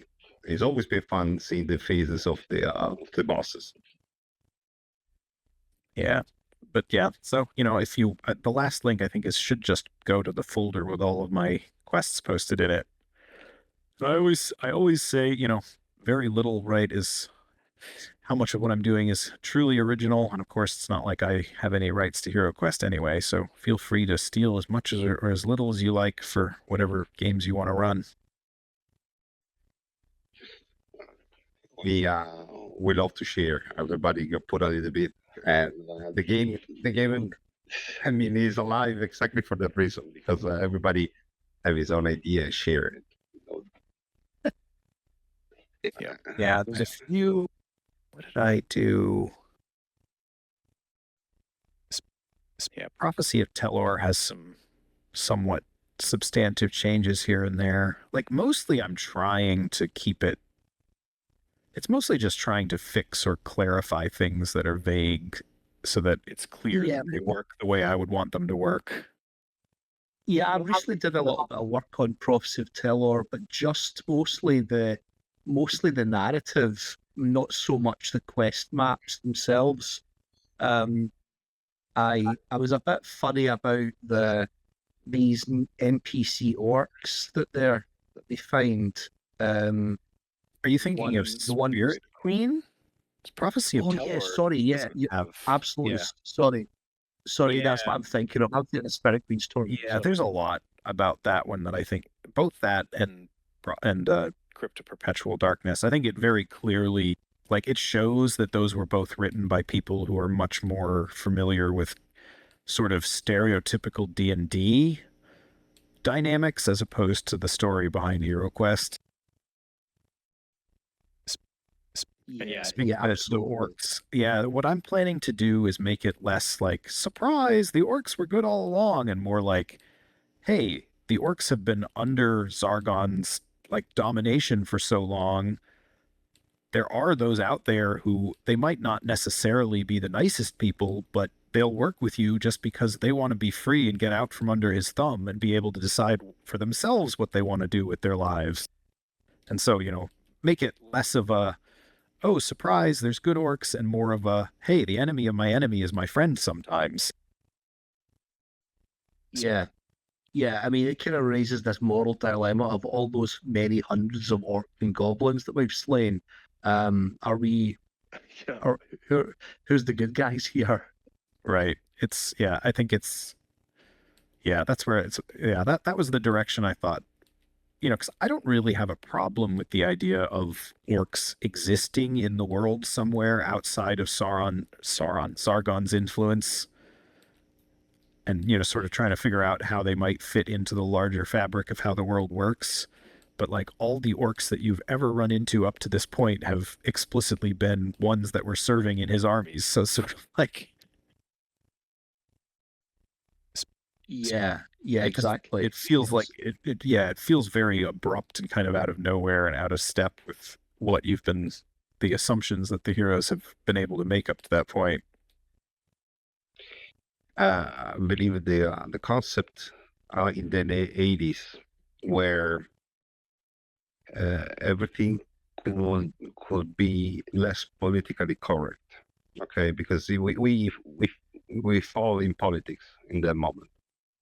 Okay, so the new generation, the new games, like you said, Dungeons and Dragons, they change their politics. They don't talk anymore about slaves. They don't talk. There's they censor the game Yeah. itself. I mean, I think Okay, and I the think it's a story. sign. It's a sign that the hobby is maturing, right? Is the fact that people are now dissecting stuff and looking at it like from the lens of philosophy and ethics and morals and things like this, and saying, "Hey, wait a minute, what does it mean to have creatures that are sentient, thinking beings with free will, and yet are somehow capable of being always evil under all circumstances?" Like that doesn't really make sense. Yes, but if you look like as tribes, let's talk about historical tribes. Okay, they are separated from the rest of the society. Okay, they are independent and naturally aggressive and territorial, right? And so the society works in a certain way. If you go in the where the tribes are, you're dead. They're going to kill you because you are the. So I see the orcs more in that way. Not that they are evil, but they have their own society and they're territorial and protective of their own society. Yeah, and they might have Yeah. a value system that's foreign to, like the people from the empire. Exactly.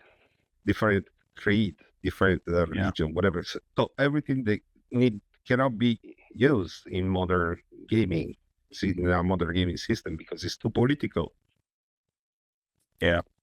That's why I like the idea of it being more an alliance of convenience. Yes. Yes. Yes. I also think I agree. I forget who it was. It might have been Always Bored, Never Boring. I think it was his breakdown. He was very critical, and I tend to agree that they're also like it feels weirdly like a guest character is taking over the story because Mentor, like right at the beginning, kind of turns everything over to this character you've never met or heard of before. And the whole thing is about her and her apprentice. And so it's sort of like, it's like, well, Mentor is always the one giving us the quests. Like, why is he just stepping back here?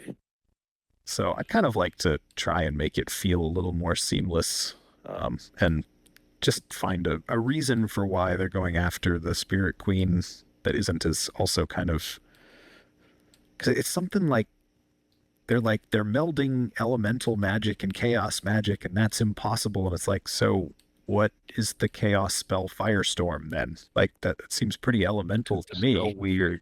Like the chaos spell Tempest has been around since the very beginning. Like it's an air spell. Like, come on, what does this even mean when you say they can't mix? That was quite lazy, wasn't it? Yeah, that's something I have changed in my narrative. We're not mentioning this weird amalgam of elemental and chaos magic. It doesn't make sense. Yeah, I just have to come up with something to use instead, but I haven't gotten to it, so I don't know what yet.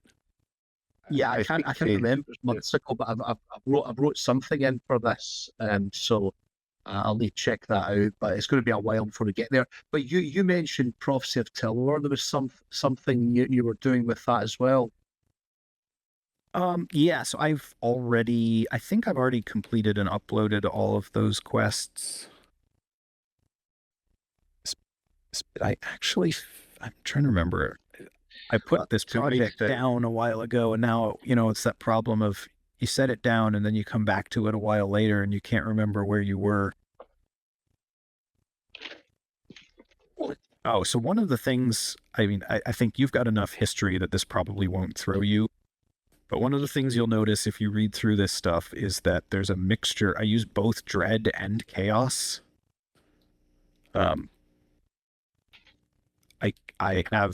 I kind of, in order to make it fit my own kind of concept and my own history with the game, I keep Zargon as the power of chaos because that's the way I remember it. And also I just think it has a better ring to it.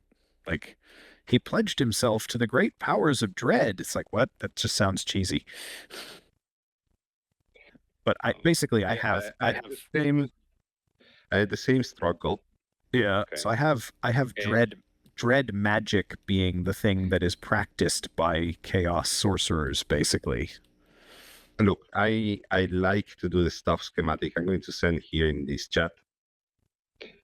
Because to make sense, I had to create like a sphere of magic for the game. Okay, this one is just a sketch. Okay, don't look at it too much. Okay, but I I cannot make any sense unless I add the light magic and a dread magic.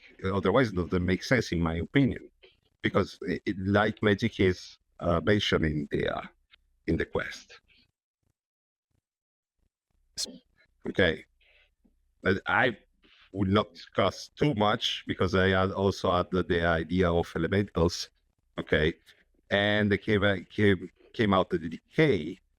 Okay, this one I did this diagram before Juggle of the Truck, and now they call it Blight, and it's exactly the part of the decay I was mentioning in this diagram.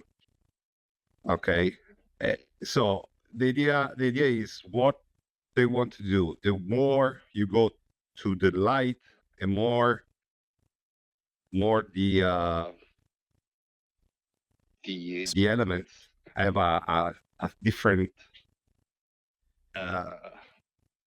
different kind of magic. More you go to the dread, the dark, okay, the chaos, let's say, and more the spell have a different effect, because at the end is that what they want to do. They want to mix the same element with a chaos element. I really don't know how to make sense. If I even this diagram that I made doesn't make sense, okay, because that notion is weird to me.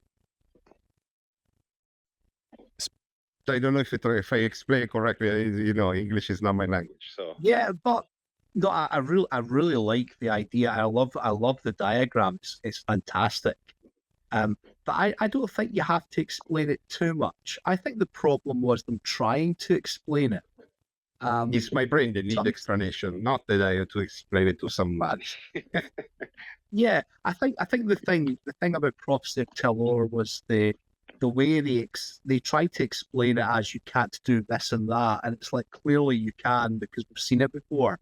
But maybe the explanation's too esoteric to have explained. It's just, you know, the players will accept mentor telling them something and just get on with it. But don't make the explanation. Don't put in an explanation if it's too simple and it's clearly wrong. But I still love the sphere of magic. I think it's a really cool idea. To have that. Wait, did you? Yeah, I like that in the lore. Did you put a picture somewhere? I didn't see anything. Here in the So it's on the chat. of the conversation. Oh, on Twitch. No, here in On Discord. Wait, I don't see anything. I'm confused. So it's on the chat for this. Look, in the channel of the chat. You can also write. Oh, I don't even think I knew that was a thing. I had no idea that there was this chat thing for a voice channel. Wow. Okay. Yeah, it's the one that we use to troll dice. Yeah. This is something. You learn something new every day. so do you remember? Do you remember the kids television another kids television program here, Count Duckula? Yes. I remember Okay, Count so- Chocula, the cereal. Count Chocula. Okay, so I was So a duck vampire. so in Count Duckula, the vegetarian duck vampire, Yeah. in the opening credits, there's this funny little kind of undertone in the background of the opening credits where they're talking about how Count Duckula came to be, and you know the blood was in the eighth moon, and there's a kind of strange kind of explanation. And I think that's the sort of explanation, if you that's the sort of flavour of explanation that Mentor can give. Something so esoteric that the players will accept it, but it doesn't have to make sense. It's a bit like the hyperdrive in Star Wars. You don't have to explain how it works. If Mentor is explaining, look, there's something wrong here, they're doing something that they shouldn't be doing with magic, you know, something like that, but not something that's so simple and clearly wrong. So Okay. Oh, let me explain just a second the diagram. Okay, imagine this sphere that is cut exactly in the half. Okay, where all the elements, okay, water, earth, fire, okay, are exactly in the middle, and they're pure elements. More you add life to these elements, and more, okay,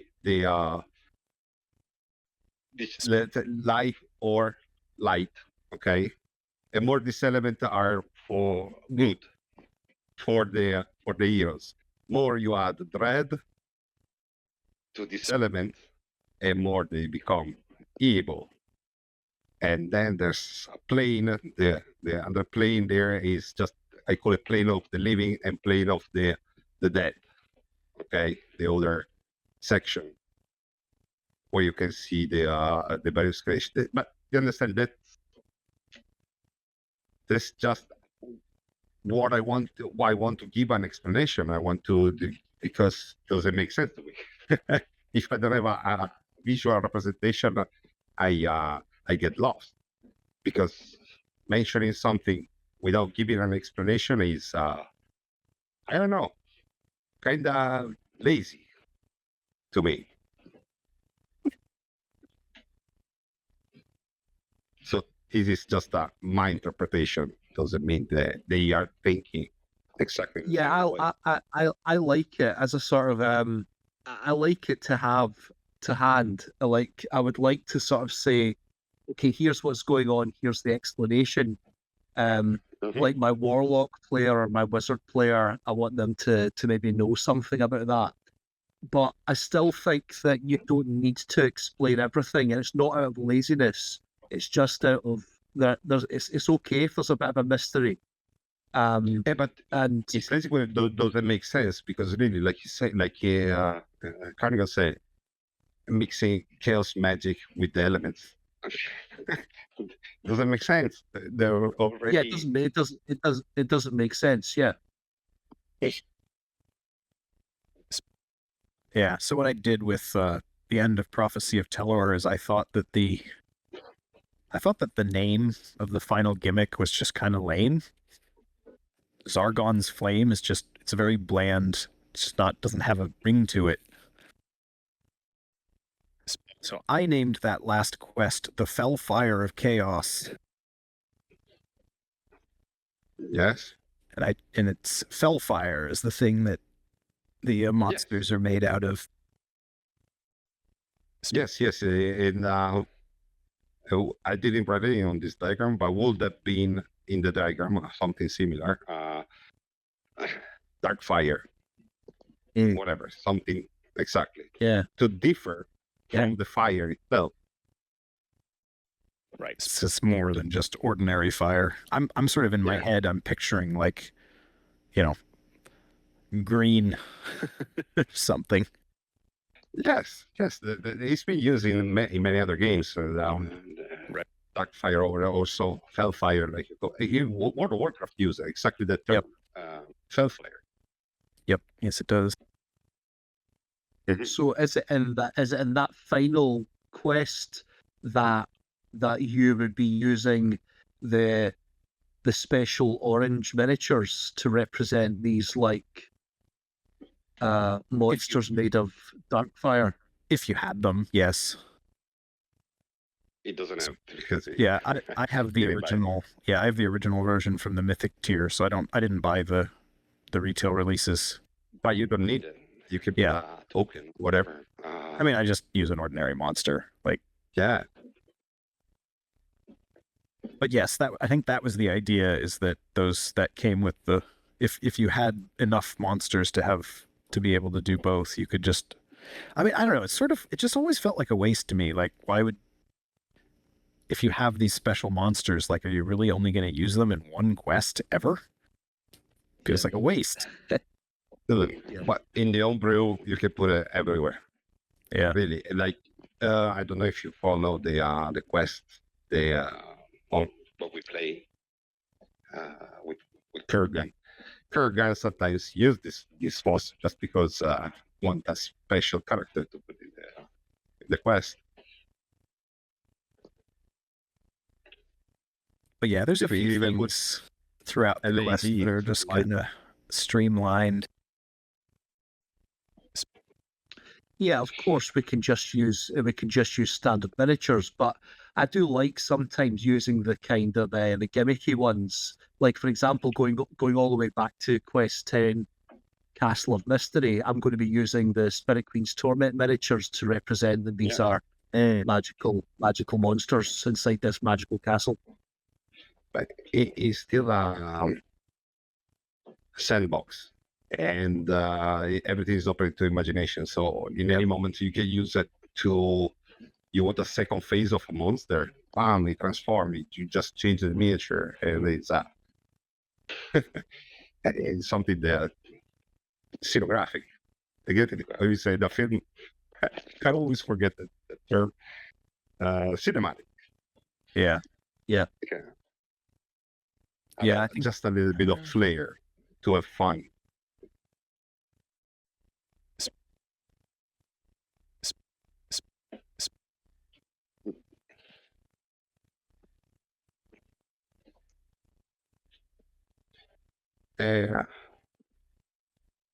Yes, I think they're giving us anyway a good product. Okay, so all this stuff, they become your collection, your dungeon crawler collection. You can use it in any way you want it. You can even use it to play another game. Yeah, I mean, what it's turned into with recent stuff has been like I end up having to rewrite a lot of it myself in order to feel happy with it. But you know, I'm buying the stuff that has a lot of things that I want in the box. You know, physical things, miniatures and furniture. Like I bought Jungles because even if I end up not liking most of the new rules, I can rewrite them or abandon them, and I really like having more options to run outdoor kind of, you know, and some of the new monsters are very welcome. You know, the shambling mound things, the spider, Beautiful. having raptors. Like there's some really cool new monster types in there that even if I don't use them as written, I will definitely use somehow. Yes. I agree. Yeah, I continually wonder, like many HeroQuest fans, I continually wonder when or if we'll get Wizards of Morcar or Zargon. I don't know. Yeah. Part of me kind of wonders, like, you know, I mean, I like where they're going with it. I like the expansions. I like what they're doing. But I wouldn't want them not to do the final legacy expansion.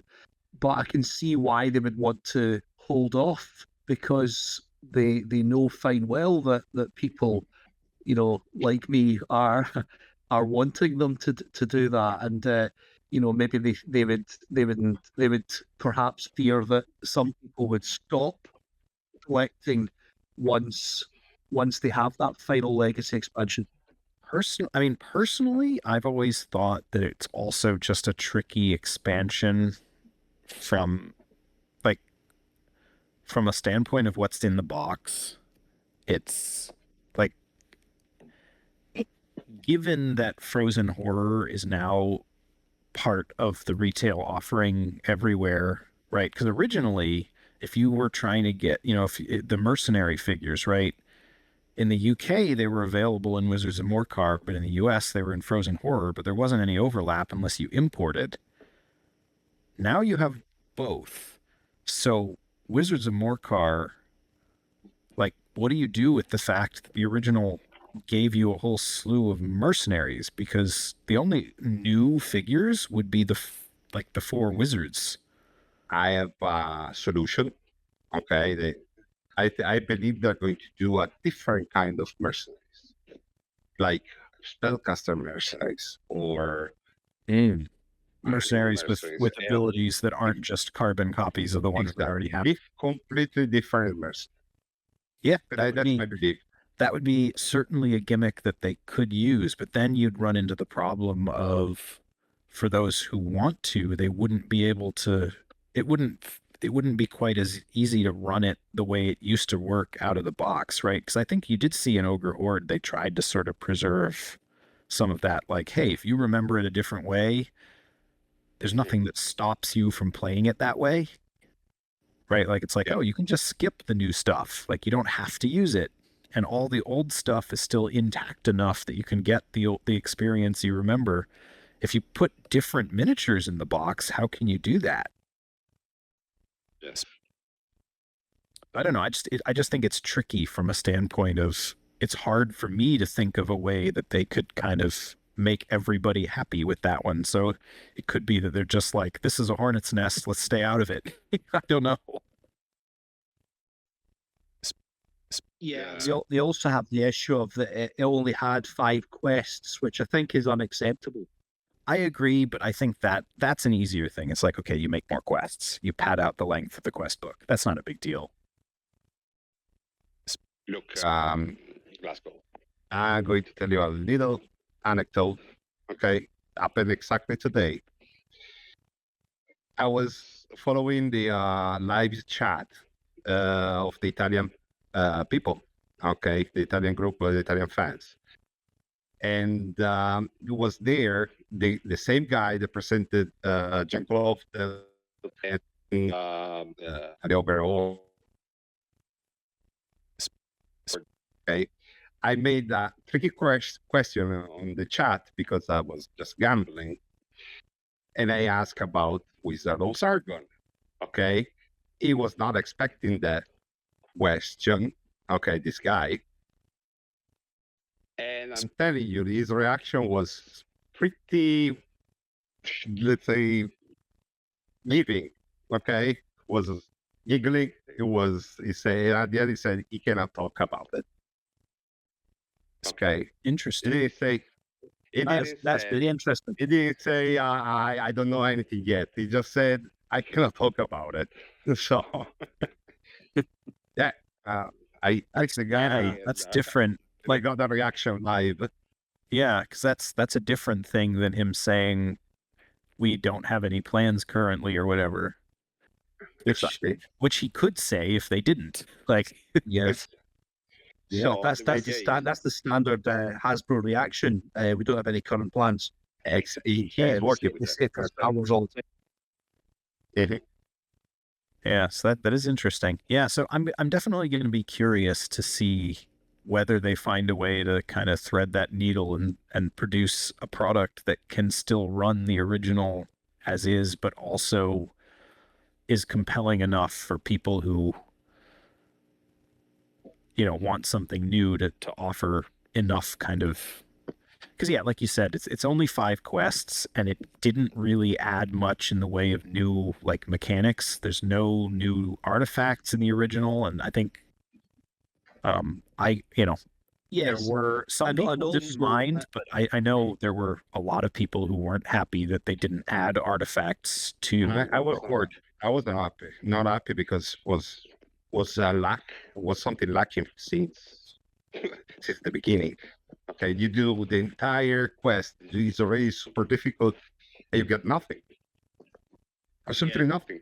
And the new wizard spells were truly awful compared to the original spells. So there was nothing. They were really spells. Yeah, they were really underpowered, more or less, for the most part. Yeah. Yeah.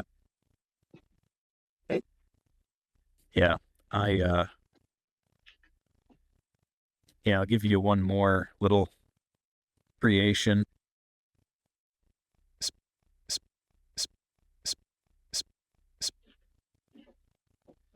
I may have uploaded a version of this before, but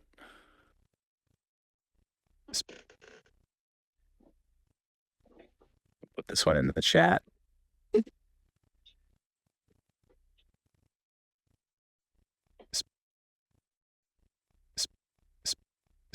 This is kind of the big like showpiece weapon artifact that I'm gonna put in somewhere, and when I get around to finishing my to reworking over Ogre Horde from beginning to end, this is gonna be one of the things that the heroes get to find.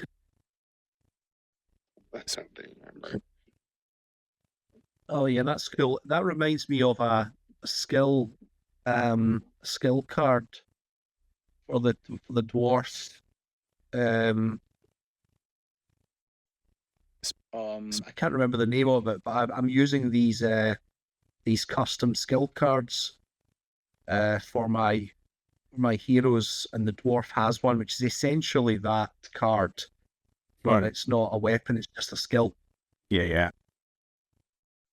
You know, That's cool. it's basically a spirit blade for large monsters. Yep. Yeah, it's cool. I think I was also gonna possibly put the wizard's like special artifact in there, because to a certain extent it is kind of it's a sorcery centered quest pack. You know, there's a bunch of new wizard enemies that you get to fight, and there's new spells, and you know, it was originally it was the UK's attempt at let's make mind points relevant. Okay. Yes, your campaign anyway, your inspiration is still on the chaos side, or in the dread side? You are rewriting the new quest or the old quest. Can you tell me which one of the two is? So the original Ogre Horde, right, was in Europe. That was the first quest pack where the designers were sort of saying, let's do something to make mind points play an active role in the gameplay. Yes. I've seen a guy recently that made a system for the using mind point to power up spells. That might have even been me. I redesigned all the Probably would spells. Yeah, I redesigned all the spells.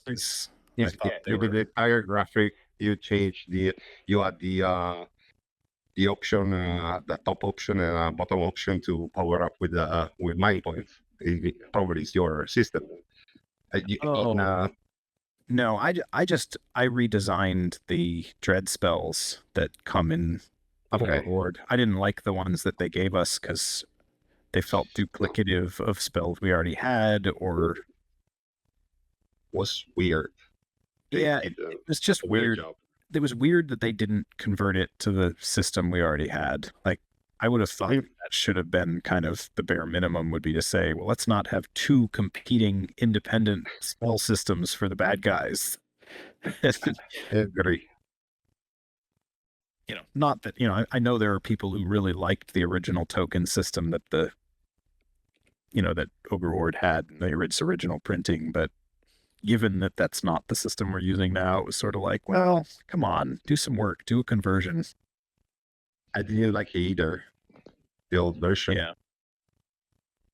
Yeah, where did I link? Yes, those cards have just found their way into a box to be packed away for me, sadly. Because likewise, unfortunately, I've got a lot of cards from that expansion that are just gonna get put away and not ever come out.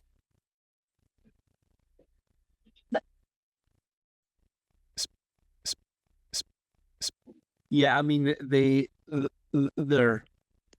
a whole bunch of cards that are just are not going to be used now.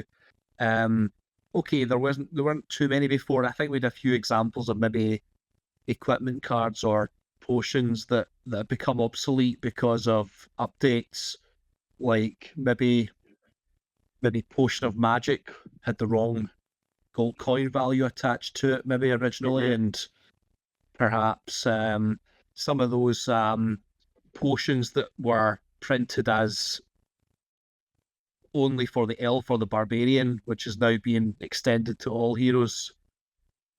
Yes, I just posted. Yes, the really last thing I think I'm going to do tonight. I linked to I had uploaded my the new spells I'd come up with before. So I just posted a link to where that particular message. So yeah, what I came up with was to kind of build on that theme. I said, what if there were 3 new dread spells that all kind of allowed the spellcaster to use their own mind points as a resource? Yes. Okay, so it's a different take, but I like it. It is more.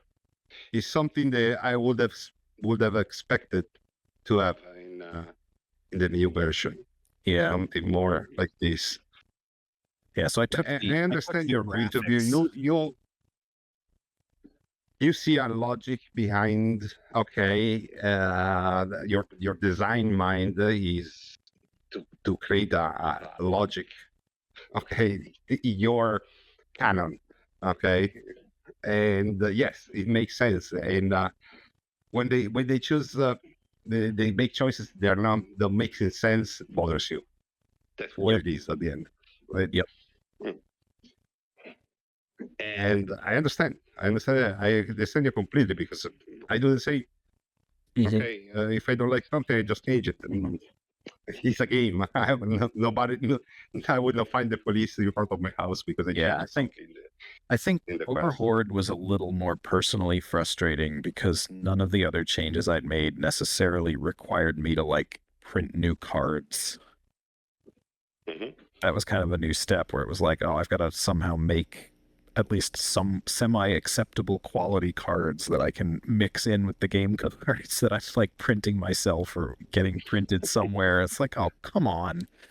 I wanted them to do better than that. Yeah, but you're having fun in this process, right? Yeah, to a certain extent, for sure. And put something of yours. So in a way, you're playing. You're having fun with the product. Yeah, I mean, I'm pretty proud of some of the creative choices I've come up with, but yeah, there's still an element of aggravation because it's like I wish I didn't even have to do this in the first place. Oh, I think if everything was perfect, maybe you would not feel the need to approach the game because yeah, maybe. Yeah, I understand. It's amazing. Okay, thank you for sharing.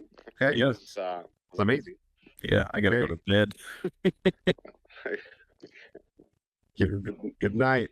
Yeah, it's 1 a.m. I think fall asleep. 1 a.m. Yeah. Wait, it's 7 o'clock there at Glasgow. 6? What time is it? Yeah, it's just turned 6. It's just turned 6. Yeah. So Take it easy. I was exceptionally early. Yeah. Y'all have a good one. For most of you guys, it'll be exceptionally late, but yeah, for me, it's early. Good night. Good night. Well,